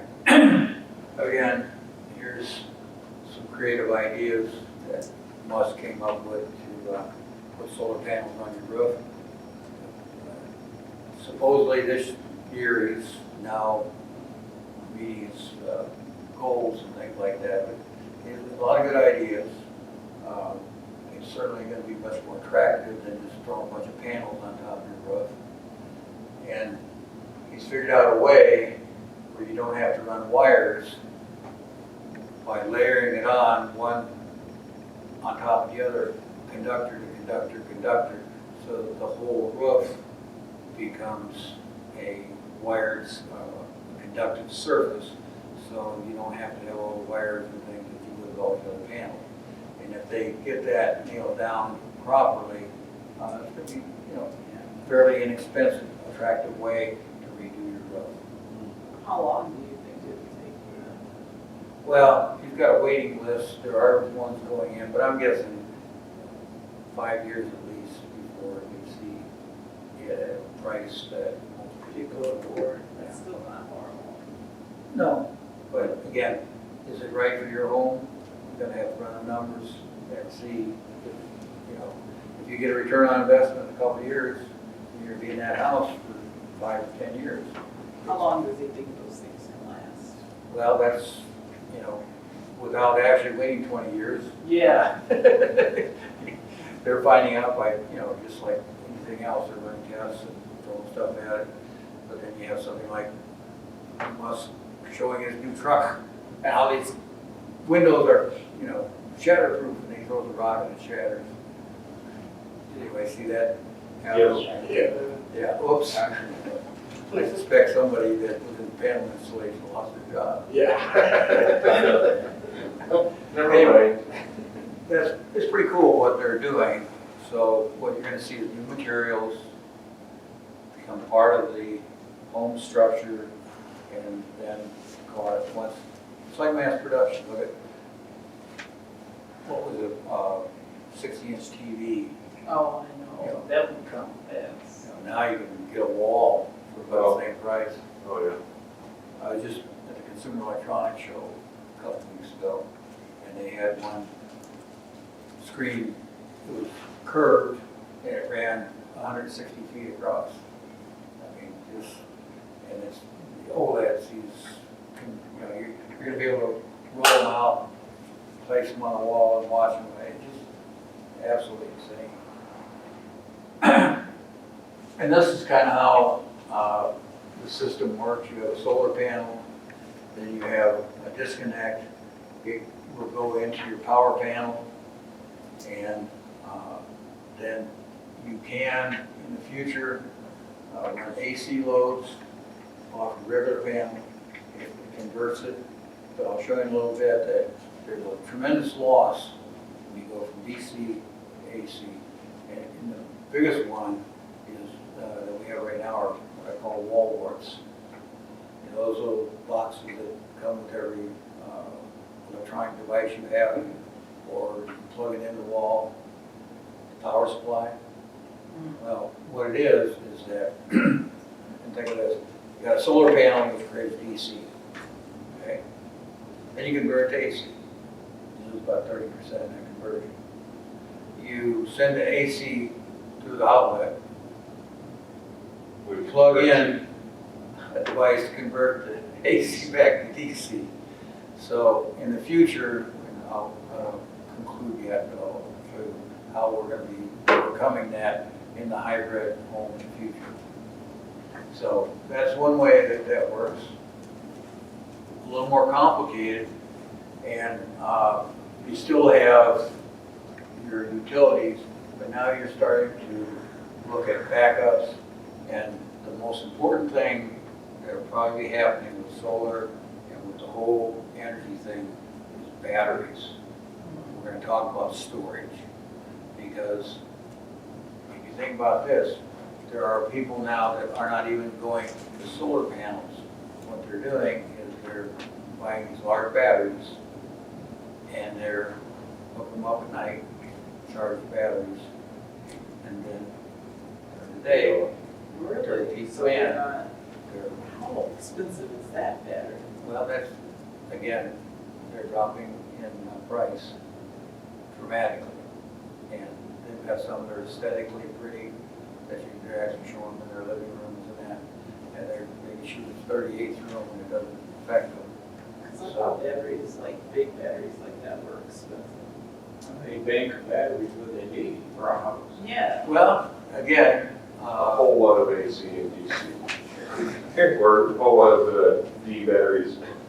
all it's going to come back to how big's your house, what do you want to run on it, and the rule of thumb right now, and it'll be for quite a while, is that anything on your table top is going to be DC. If you think about your TVs or radios or whatever, appliances, most of it could all run on DC. Your washers, your dryers, your heavy amperage are probably going to stay AC for a long time, primarily because the cables are too big when you start going DC high amperage. So, until they can figure out a way of, Isn't it dangerous to well, DC? no, that was actually the war between, Tesla and. Yeah, Edison. that's why I thought it was. well, dangerous. but they went electrocuted the elephant to say that it was dangerous, and I mean, but it was all PR stuff. You can still get shot and killed with DC. Yes, you can, but Yeah, it's still, and what's worse with DC is it doesn't let you go. that's right, at least with AC. Or AC, you But pull you get back, into you get a a large shot battery with facility, you DC, get all of that, I mean, you could, hard flashes and all that stuff, but as a general rule, electricity is dangerous. So you have to have precaution, whether it's AC or DC. No, yeah, So, that's, something that you have to take into consideration. but like a battery like that, I think it's not crazy expensive. Like, electric cars, I've heard the most expensive thing in an electric car is the battery. It is, and again, we're going to talk about batteries in just a little bit, but this is a fairly complicated system, but what it boils down to is you got solar energy and you got AC. So your solar is running certain things, storing the battery, and then AC is running certain things. And this is how solar panels have worked when you have them connected with wires, and that's why Tesla, what they've been able to do is take a solar panel and they're converting, they're not, if you hook them up in series, you get a higher voltage. If you hook up in parallel, you get a higher current. In most cases, they do a combination of voltage and current, and you get into base electricity, but we're not going to. What it boils down to, again, is what's the size of your house, what's your load going to be, what's the purpose of the unit? Use it for storage and then come back and do it, or you can try to run it off-grid. You can do that. Some houses are completely off-grid. They don't hook up to the utility. Others have a backup by using utility. Some of them using offset generator to back them up. read further, and there's a checklist there to say, again, what do you want for your house, what you have to pay, where you're geographically located. And go in with your eyes open and your pocketbook goes to your business. So anyway, what that boils down to is that they have a solar panel, and then it has a little converter, and then they send it on down the way. And we talked about tilt angles. It matters where the angle of the sun comes. So when you're setting that angle for the house, that's why the professionals, it may not be your roof line. They may say, no, we really need another 15 degrees, so they may raise an angle. The reason they did that tracking, so they can tilt and get the maximum utilization of the solar. And there's your maximum summer, winter, it changes because of the position of the sun. Now, where do you use it at? Again, you don't have to necessarily just do your home. What I'm going to do with this house that I bought in Florida is I've got a pool. Now, to make it aesthetically nice, I got 3 barbecues because I like green egg, and I like gas, and I like the Weber. So depending on what I'm cooking. Oh my goodness. Depending on what I'm cooking, gotta have my machine, gotta have the right tool, the right job, okay? So anyway, I'm gonna build this little gazebo, kind of a slanted. It look probably more like a terrace, where you put plants and stuff. And on that, I'm gonna put several solar panels. But I gotta keep enough openness so that beautiful smoke goes up, the smell permeates the neighborhood. And so I'll put the solar panels up there, I'll put some LED lights underneath, and the excess, and if I have to, I'll put a little storage, so that, because I want to run it at night. And the solar panel doesn't work real well at night, it's like moonshine, that's a whole different power source. But anyway, so now we're sitting there with a specific application for solar. And I'm running the ROI on it. Doesn't make sense to run either a hot tub or a pump off of it and light my lights at night and do, and if the ROI is there, electricity is expensive. Florida always better probably than it is here. If it'll return investment 3 or 4 years, I'm going to do it. It'll look nice, it'll serve my purpose, and the tool, the technology, the tool will serve its purpose. Okay? And you can tie it in, you do the storage, you don't always have to run that pump either.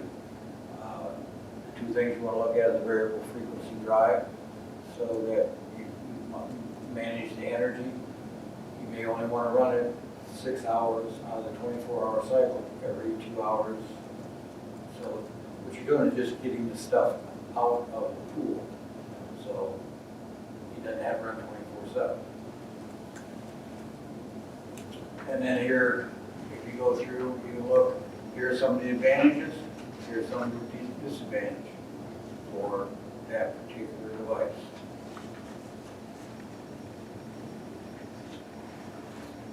And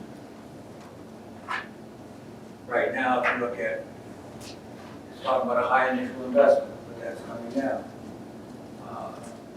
Requires a large surface. That's pretty hard to change. But the efficiency of the units per square foot are going up. So in less area, you can have more energy. And the amount of sunlight can vary. That you've got to take into account. So the total amount of energy over your time, do you have to have enough storage to cover the gray days? And do you want to be totally dependent on solar? You're going to build a house out of Timbuktu, and that's going to be your only power source, then you've got 2 choices. You have to either build a bigger system or minimize what you're going to do. And what you're going to see too, is start looking at trucks today. There's little refrigerators, there's little this, little that. You got little homes there, and little homes can go popular. And those all run off DC. you're gonna see appliances that were, the guys that were doing all the trucker stuff, you're gonna see a lot of that appliances coming in to your home. Okay? This is going down, but I think because of the popularity and push, I think it'll be renewed if it hasn't already. But 18 for, if you bought a solar, they would give you 30% tax credit for it. And in 20 it's 26%, so that's why we're looking at doing it now. And they may kick that back up, but supposedly by 2022 it's going away. The idea is that the industry should be mature enough and self-supporting enough that it shouldn't have to be subsidized. Right or wrong, I don't know. We'll have to see how that plays out. But the trends are toward lower prices. Now, want to take another little break? And then we'll go into the final analytics. All right. Let's have a minute to finish up here. The big transition that will take place over the next 10, 15 years is the conversion to DC. And Tesla would love it.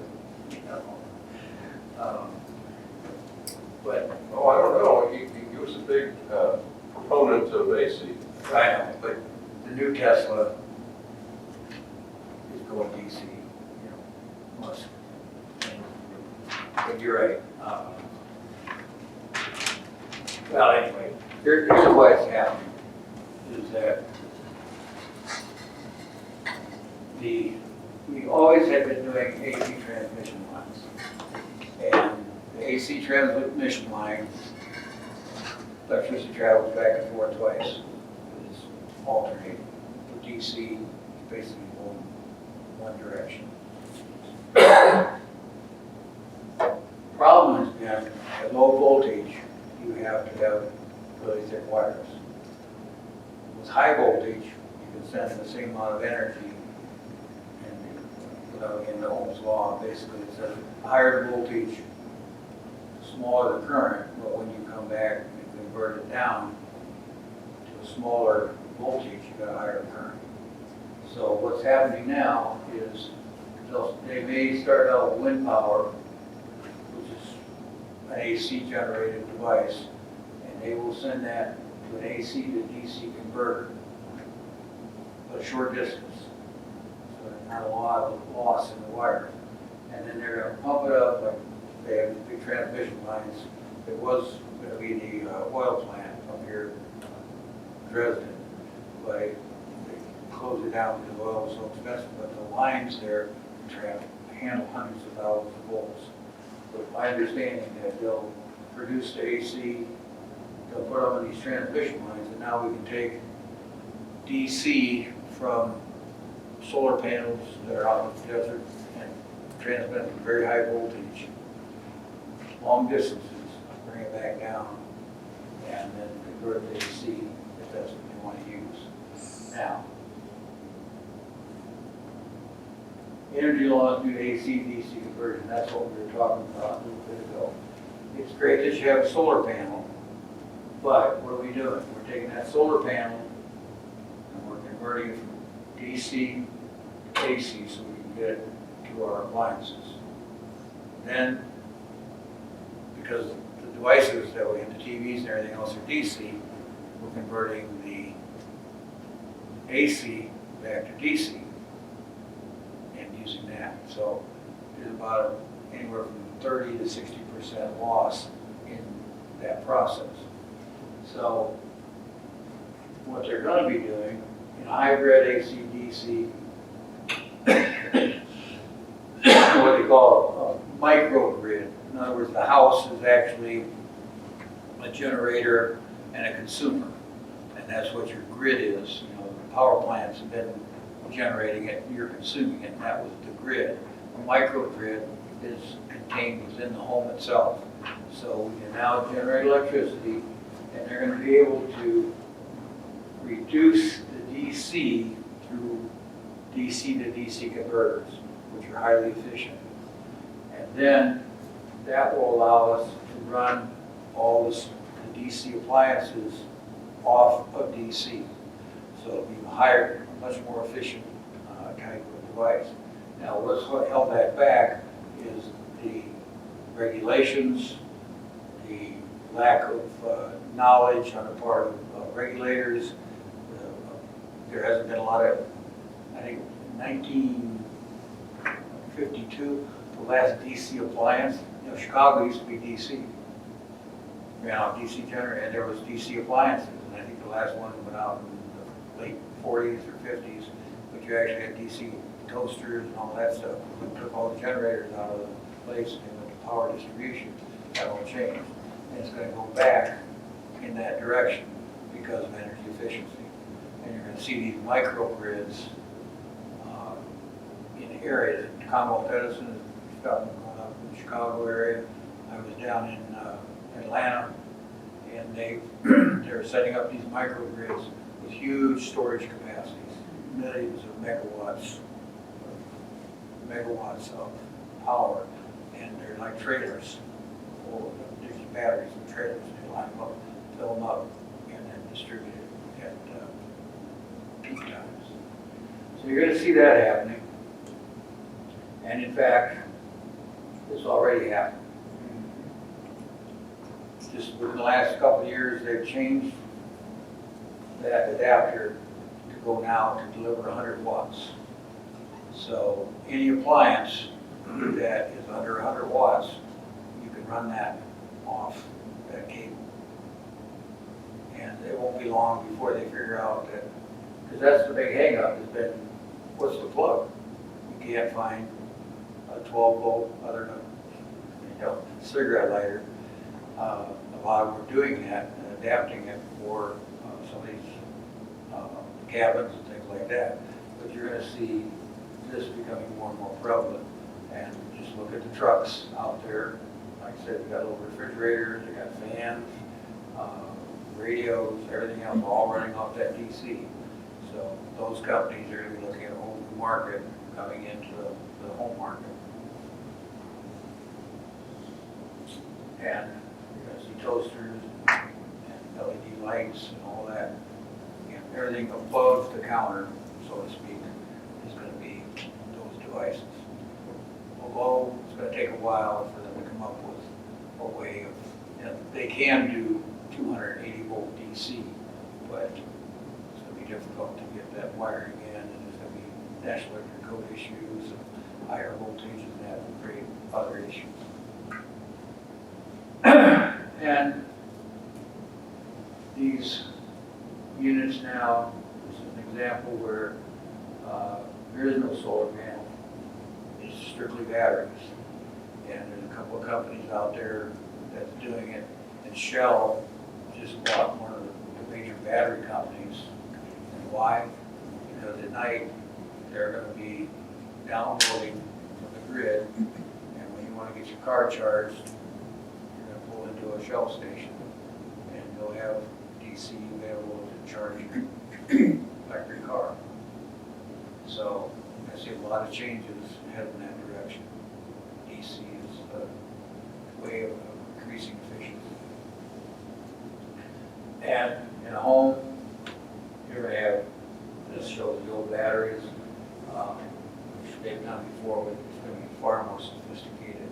Sono, the other companies, beautiful panels. Tesla has, and I'll show you the Powerwall, which you can buy now, and that's come down in price. And there it is. What's amazing though is it's filled with these little damn batteries. You're kidding me? No. There's hundreds of them in there. So, with that technology, they're coming up with all kinds of different methods, and just watch over the next, we were talking about size, and size matters. The bigger the battery, generally the more current you can have. However, they're starting to do a lot of work now bringing those batteries down in size, but up in energy. And you can see there's some of the examples. There's your regular batteries, but yeah, lithium ion, that one that's standing up there, the tall one, that goes, I've seen it portrayed in living rooms in the background with a little something on it. And then there's salt, and there's probably 10 different technologies that in the battery area. And this is a little chart, again, it's in here showing, that's the research I did as of about a year ago, but keep looking at batteries because that's a big, big deal.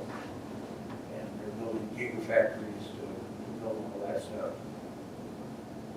So you think they could charge those at night and then run them during the day? Yeah, because where's the peak? The peak's during the day, and they'll be more than happy to sell if they can level, and you think about it, here's your peak, right? That's during the day. At night, they're saying, do your wash, do your dry. Well, if you can charge your battery at a low cost, then when it's, I'll just use 25 cents an hour versus 5 cents an hour, you discharge during the day to do the items that you want that would normally be high energy. How long does it take to make that big battery? Heating, cooling, and everything? Depends on, again, what are you trying to do? And will you be getting new devices, will you be getting a DC motor to drive your furnace? It's not all gonna happen overnight, you're gonna have to. But you're saying baby steps, they might. Well, and again, technology becomes more effective when more people buy it because the cost drops, like the TV, anything else. So right now, it's all very competitive out there, and somebody's trying to get that first deal. And right now, Tesla and some of the other ones are out there building. In fact, I'm involved in a startup company, and we're doing all the scanning of the new factories for the Gigafactory and for the new Intel buildings. And they determine down to fractions of an inch where everything is by using laser scanning. Might take, like, we pick fly proof out of pepper, that accurate. So anyway, this is where flow batteries, all the different ones, keep an eye on it, keep an eye on the cost, and just Google, new battery technology. And I would recommend any of this stuff. The way I wrote the book is not based on vendors. It's based on underlying technologies. In other words, what did I start out with? Thermostat. Thermostat looks at temperature. Now, they all look at temperature. About 3 ways it tells you they can sense temperature. And then with that information, it can do things. 5 days from now, 5 weeks from now, they may be able to do more things. So the way I approach a thermostat is I said, right now, that thermostat can do this, this, this, and this. What do you want it to do? If there's more features coming out, what features do you want? Go back then with the features, look at the thermostat, and then decide what you want that thermostat to control. Don't look at it and say, oh, this can do this, this, and this. Yeah, my phone can do a hell of a lot of things too, but I don't know how to do half of them. And the eighth most popular thing is to use it as a telephone. So, if nothing else, when you walk away from here, is to get your mindset that technology is a tool. Do you need that tool? And if you're running a business in concrete work, right? If that tool makes you more money or gives you more time, then you're interested. If it's nice to have and it costs money and your people want to see that you have it, well, go ahead. But go look at the tool, technology tool. Go through, itemize it, and like I said, there's a checklist in the back, and I approach it from the thermostat, look at light, how do we control light, what do you want to do with light, temperature, what do you want to do with temperature, what do you want to do with heat, all these things, start out with your objective, figure out what the tool is, and then make sure that they all talk together. Interoperability. It's defined in there. You can't pronounce it, but you point to it, right? You said there's two different talking levels. Well, there's, what it boils down to is that they're different computer languages. So, you know, if you look at Apple Talk versus Google versus Siri, when they send their commands through, now, Alexa has really done something a little different than most. They've opened it up and said, here, anybody can use it that you want. Now, that's good, but you have to still be careful to make sure that it is compatible and how it ties together with the rest of the devices. In here also, it talks about alliances, again, promoting the book, but only from the standpoint that energy is one of the components that we talked about. But alliances are manufacturers who said, look, we both talk the same language, why don't we go together in the Wi-Fi alliance or the Zigbee alliance or the whatever alliance, and we'll make sure that we certify all our equipment will work together. So you start looking at a device, what alliance are they with? Apple tends to lock in. You're an Apple user, that's fine. And you know, Alexa, probably open-ended, Siri, versus this, versus that. It's all eye candy, they're selling. They want to draw you into a system and they want you to stay there.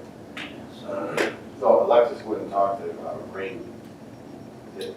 Not necessarily, unless Ring has now, they may have said, because it's an open source, we'll allow that to be part of our system. And they can make compatibility, just like you can have a translator. You know, I was at the Consumer Electronics Show, taking my grandkids to South Korea in May, because they're both black belt Taekwondo, and the instructors taking their families, so we're all going over there. The side trip to China has been canceled for a illness that's going on there. But, so I was looking, there's 4 different manufacturers right now, and you can literally say, I know, and it goes, oh, I want to know where the bathroom is at, and it will translate for you the language. So that's the tool I'm looking for, because I can't speak Korean. Google Translate. Yeah. Mm-hmm. Well, there's companies, emerging companies that are dealing with that. So it's an exciting time, you know. I'm 74, and I was born in 1946 when the transistor was born. So, you know, me and the transistor grew up together. And I remember going to college in the 60s, and the instructor said, follow electronics, follow electronics. It's going to be the future. And Thank you, Bell Labs. yeah, exactly. But if you look at smart homes, I'm actually coming out with another book, which I take a lot of this DIY out. And what do you think of this title? The Smart Home Voyage. Nice, yeah. Because then I'm going to say, you know, there'll be a little pathway to, you know, do your own path, follow your own path on your voyage. So we'll see how that shakes out. What else could I have done here to make this better? I know we went over a lot of things, but really what I was trying to do is show you in the area of energy. You know, start with your shell. Look at where you're at, and can you fix it to the point where you like it or you're going to buy another house? When you buy another house, look at it before you buy it, because you maybe you're buying some of the same issues. Then, just like fixing your house, what's going to be your highest priority? One's going to be comfort, the other is for resale. So when you're buying technology, is it portable? And one of the issues that's coming up now is, you want to buy a smart home, you better ask for a book full of passwords.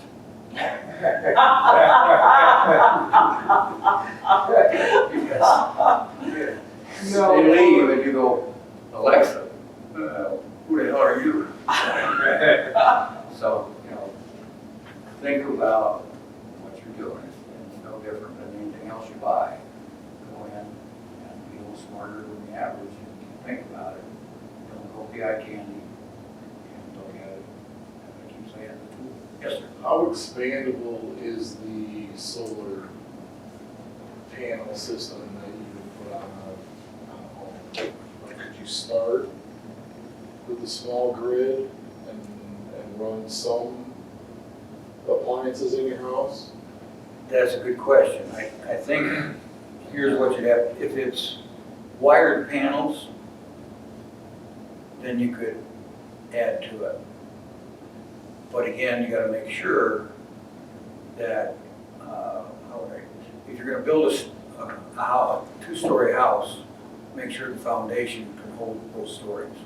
So if you're gonna build a solar panel, make sure that the equipment, the disconnects and everything else can take that additional load when you add it on. Otherwise, you bought it and. Well, I've been looking at stuff and like the batteries, I mean, I feel like if you went high end on your battery at the beginning and then build your grid system to feed that battery over time, I mean, is it possible for a small solar panel set to trickle charge? Well, you could take the energy and, make sure you've got a voltage match, just like you don't want to have a 6-volt battery trying to charge a 12-volt. Get your system so the voltage and the current is compatible, but you're filling this, and depending on how you're going to drain it, if you got a bucket over here, and you got a huge container, you can keep filling it, but if you're draining it faster than you're filling it, Right. then at some point it's going to go dry. So But can you work on the battery to where, like you were saying before, charge it at night during low energy costs? Yeah. And some are doing without being solar. They're Right. literally getting the equipment to turn on, 11 o'clock, 12 o'clock, whatever the power is readily available, charge that sucker up. And then, but, now there's the other but, is you do have to have a way of converting that DC back to AC and feeding into your panel and decide what your appliances are going to be prior to that. So you're going to be looking at, if you do solar panels, what is your load going to be? And you can set it up with your breakers that says this system will only feed to this device and this device. You don't want to throw it in your whole panel because you flip the switch. Even with generators, think of it that way. If you buy a whole house generator to protect, are you really doing the whole house? Generally, you want your furnace, you want your refrigerator.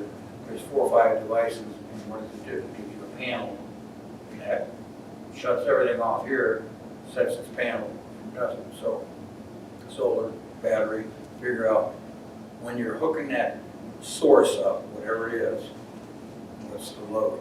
And you're going to drain it quickly, then you're going to be out the juice. Right. So there are some that you can figure that, it runs on a 6-hour cycle. And I think even the larger ones only look at about a 3-day. If they're off on grid, and if they're off grid, then they have, maybe you can have a backup generator. Depends on, your situation. Right. And you can use them both in conjunction, right? Both the grid and the solar. as long, and you have to have and it's in here, quick disconnect. Because the one thing you don't want to do is feed back into the wires. Let's say you have power outage, okay? When you do, it will automatically hook over to your generator or to your alternate source. It'll disconnect from the line because if it doesn't, the guy goes out there working on the line and you're feeding electricity back into it. So, yeah,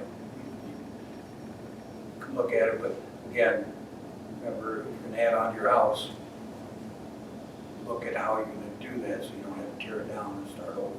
Right. Some other questions? How much energy do you think we're receiving from the sun? As far as not a good day, or like, so the sun, are we getting like 20% of that energy from the sun, or we get 10%. sure, well, I think there are charts and graphs that will tell you that one, term for it, but it will tell you what the energy is. The sun angle, time of day, it varies. So you can't say, like at noon, at high noon, you probably, with your panels directly, you're gonna get the maximum, but as it goes this way and that way, depending on the angle, will determine the amount of energy. And whether it's foggy or, Will we pick up any energy on a, like, we just come out of probably 5 or 6 days of overcast? Oh, yes, but it depends on the frequency of the sunlight, or the color, if you will. of the sunlight. you may pick up through the ultraviolet sun. So even it being light out, we don't have the When you get a sun. sunburn, sometimes people with a cloudy day, but generally not as much as you would when you pick sunlight. But I really can't tell you what that percentage is. I mean, it wouldn't be a 0 day even though it's bright out. I mean, it's daytime, but it's overcast days. But I would just tell you that you want to have a lot more sunny days than you have. No, I understand. I was just. And that's why they have these charts. Yeah. They're generalized, but, if you know Illinois, I mean, there are times when it seems like a month before you see the sun. Right. And then you wonder what the hell it is. But I would, again, look at having an alternative, whether that be the grid, battery, generator, something that allows you, don't depend on it 100%. No. And if you are depending on it for power source, make sure it's going to give you an ROI. So, if you only do it 40, 50%, did it really save you any money? Yeah. Again, it doesn't take a lot of thought, but it does take some. And again, you start out with, what do I want to do? How many appliances do I want to run? Find out what the wattage is. Charts in there. I think going new and a fresh start on a fresh build would be a great idea.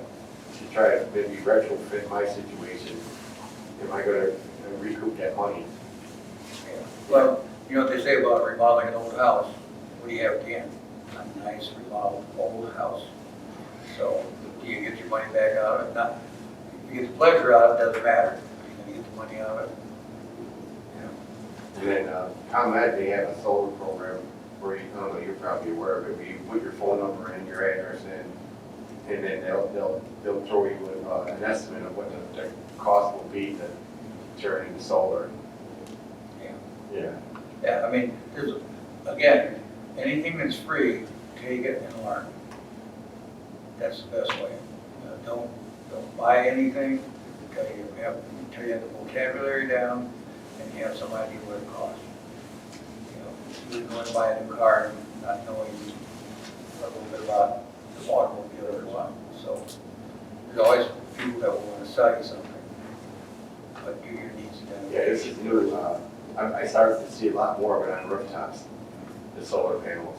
Yeah, Yeah, they're it's better than in the basement. Sorry about that. So, again, is there anything that I could have done here?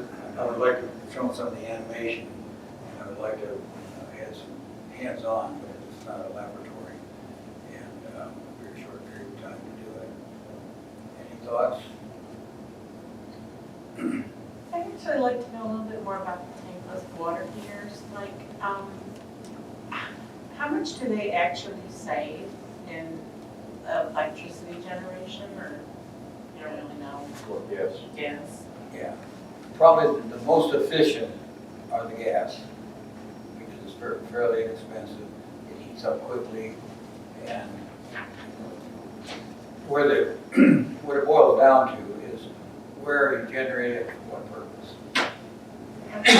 The little ones, like I said, my wife, it's perfect. Instead of going over and turning on the gas, put the pot on, trying to heat the water, and then, or you could do it in the Keurig. Well, I don't understand it because I have regular gas water heater, okay? And it's a big one because it's a 4-bedroom house. So, Well, but you one of would the- have to like change it to near each bathroom because you don't wanna, you know what I'm saying? It's like, No, my water heater is in the basement, so it's like, how do you change that? well, you would take the water heater out and put in a tankless water heater. If it's at the right location, you'd have to figure out the volume. And the offset is how much are you using hot water, would be one. And look at your size of your tank. How much gas are you using to heat that 24/7? Now, it isn't always on, but you have to maintain the temperature of that. And that's why you're adjusting your thermostat to make sure you've got enough hot water. And my issue is it costs, Florida water is pretty expensive. So if I gotta wait 5 minutes for it to get warm enough for me to take a shower, I've lost 5 minutes of maybe 30 gallons of water. Okay, that's an expense. I'm heating that water all the time, so that's an expense. Now, what's it gonna cost me to buy this unit? Because the gas will only come on for maybe 5-10 minutes. And if you're using it short periods of time, possibly it will be a savings. And I think, I don't have the statistics here, but I think you can go in and the hot water heater salesman will tell you what your savings are. And you're probably doing an analytics of what you have versus what you can put in. But then you gotta add into that component. Because somebody's gotta come in and professionally install that. And if it's electric, you're gonna have to bring power over to it. If it's gas, you're gonna make sure the connections and everything else are appropriate to meet code. So, But the main savings, I think, is just that you're not heating 30 to 40 gallons of water constantly. Right, I It's have a just- 50-gallon, and it's just So me and it's my just husband. on demand, so as you need the hot water, it's heating it immediately, Okay. pushing it right to the source. I know someone just pulled one in, they got a big home, it's a big 4-bedroom home, and it's one unit, but the downside of, they have 2 teenage boys, and because it's endless hot water, whereas the water heater runs out of hot water, their showers go up forever, Okay. and that's no kidding. Consumers Report has some real good articles on tankless water heaters Right, which in the last year or 2. year? Okay. Appreciate There used to be a fair push years ago for solar water heaters. I haven't seen or heard of those in some time. and the reason for that is a lot of plumbing. Okay. There's leak potential and the amount of heat absorbed. And by the time it's not extremely efficient. You tie it maybe to a heat pump, but that's where you start doing some of the thermal, so that's probably why. Yes. I grew up in the Mojave Desert. You mentioned that, and I was like, oh, okay. And I remember growing up, talking to a 90-year-old who lived in the Mojave Desert, and she remembers solar heaters, water heaters were quite common when she was growing up, so it was a shame to go back to. Okay, some things come around, you know. Again, is there anything that we didn't bring up or you'd like to know more about? Like I said, what I've tried to do is to go to the fundamentals of the technology. And, heat, light, all that. Figure out what are the fundamentals. Look at your source, look at your problem, and try to match them up. Any other thoughts? That receptacle with that USB port, are them out there? Okay. Yeah, you can go to Home Depot, anywhere you want. They're out there. They're real handy in the bedroom. You don't want to have the wall. Right. But now just understand, you're getting the DC out of it, but you're still doing the AC to DC converter. Instead of the wall wart, it's built into the. Right. Yeah, so there's an efficiency, it's a convenience. But eventually, that connector, they'll come up with one that's going to be acceptable to appliances. And that's what it will, in that direction.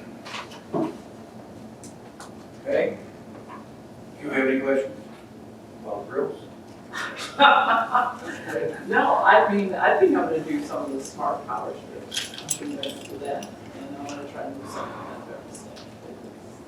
Like have an app on my phone that I can control. Again, start small, That's all of it. but make sure whatever you buy, look at, say, well, you know what I might. And, well, I might want more. So find out what that thermostat So, can do. So, if you think you might want to do something, and right now, I would say the major players are probably giving you the most options. But if you're an adventurer who wants some specialty things, then look for the niche market. But understand it's probably gonna get sucked up in the next couple of years if it's really good. Gary, I just wanted to ask, 'cause I know some people are probably going to take off as we go through these individual questions, but I heard a lot about solar. Keep in mind that we do have another free workshop happening that specifically focuses on solar this spring. So do not know the date off my head though, but we'll send you an email if you want to. Anyway, I'm free to go up. I pretty well wrapped it up, but if you have specific questions or if you have any advice for me, I would appreciate it. I got a question on these batteries. Yeah. They're all large, heavy, low power availability. The only one that is easily to use is still the lead acid battery. Yes and no. I mean, volumetrically, it's on energy, it's pretty good size. And there's some stuff that are happening, you know, like, we're probably gonna see the most advanced activities, look at the cars. Because they're making them floorboards and all kinds of stuff, and it's really trying to cram in. The two issues there is being able to charge it quickly. Oh, yeah, no, And maintain the charge, so you no, I know. Believe me, I've been doing this for a while. I don't know, so I'm just reading notes from. Yeah, no, in order for it to be valid, I have to sign. Thank you. Well, thanks for coming. Thank you. Thanks for coming. it's coming. But the other thing that people don't realize that they're looking at environmentally, all those battery, All that carbon. well, All at once. here's where I just saw an article and they went back, the amount of mining that takes place to get the materials, the amount of manufacturing and all that, it actually uses more energy than it saves by being a DC car. Yeah, So, I put them all over there. but, you know,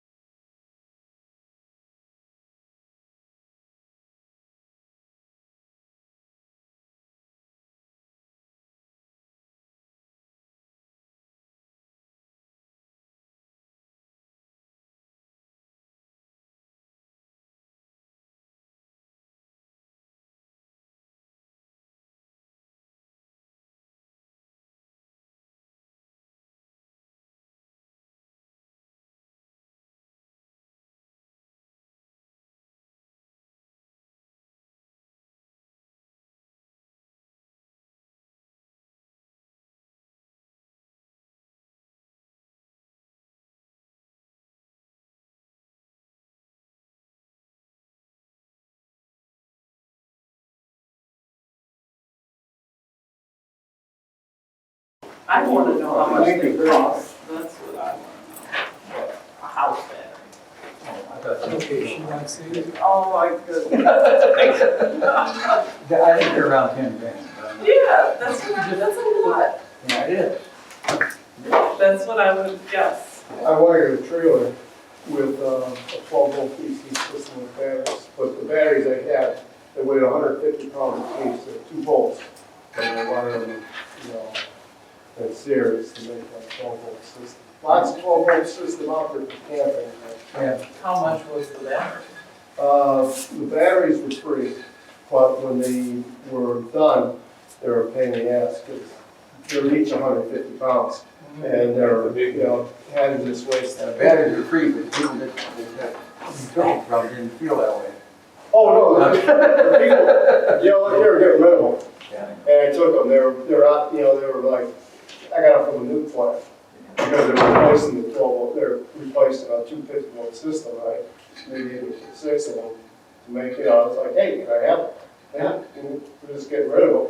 And I took them, and it was the best thing, because I could put on one light, you know, like in a 12-volt PC system, you put on a light and the lights start dimming.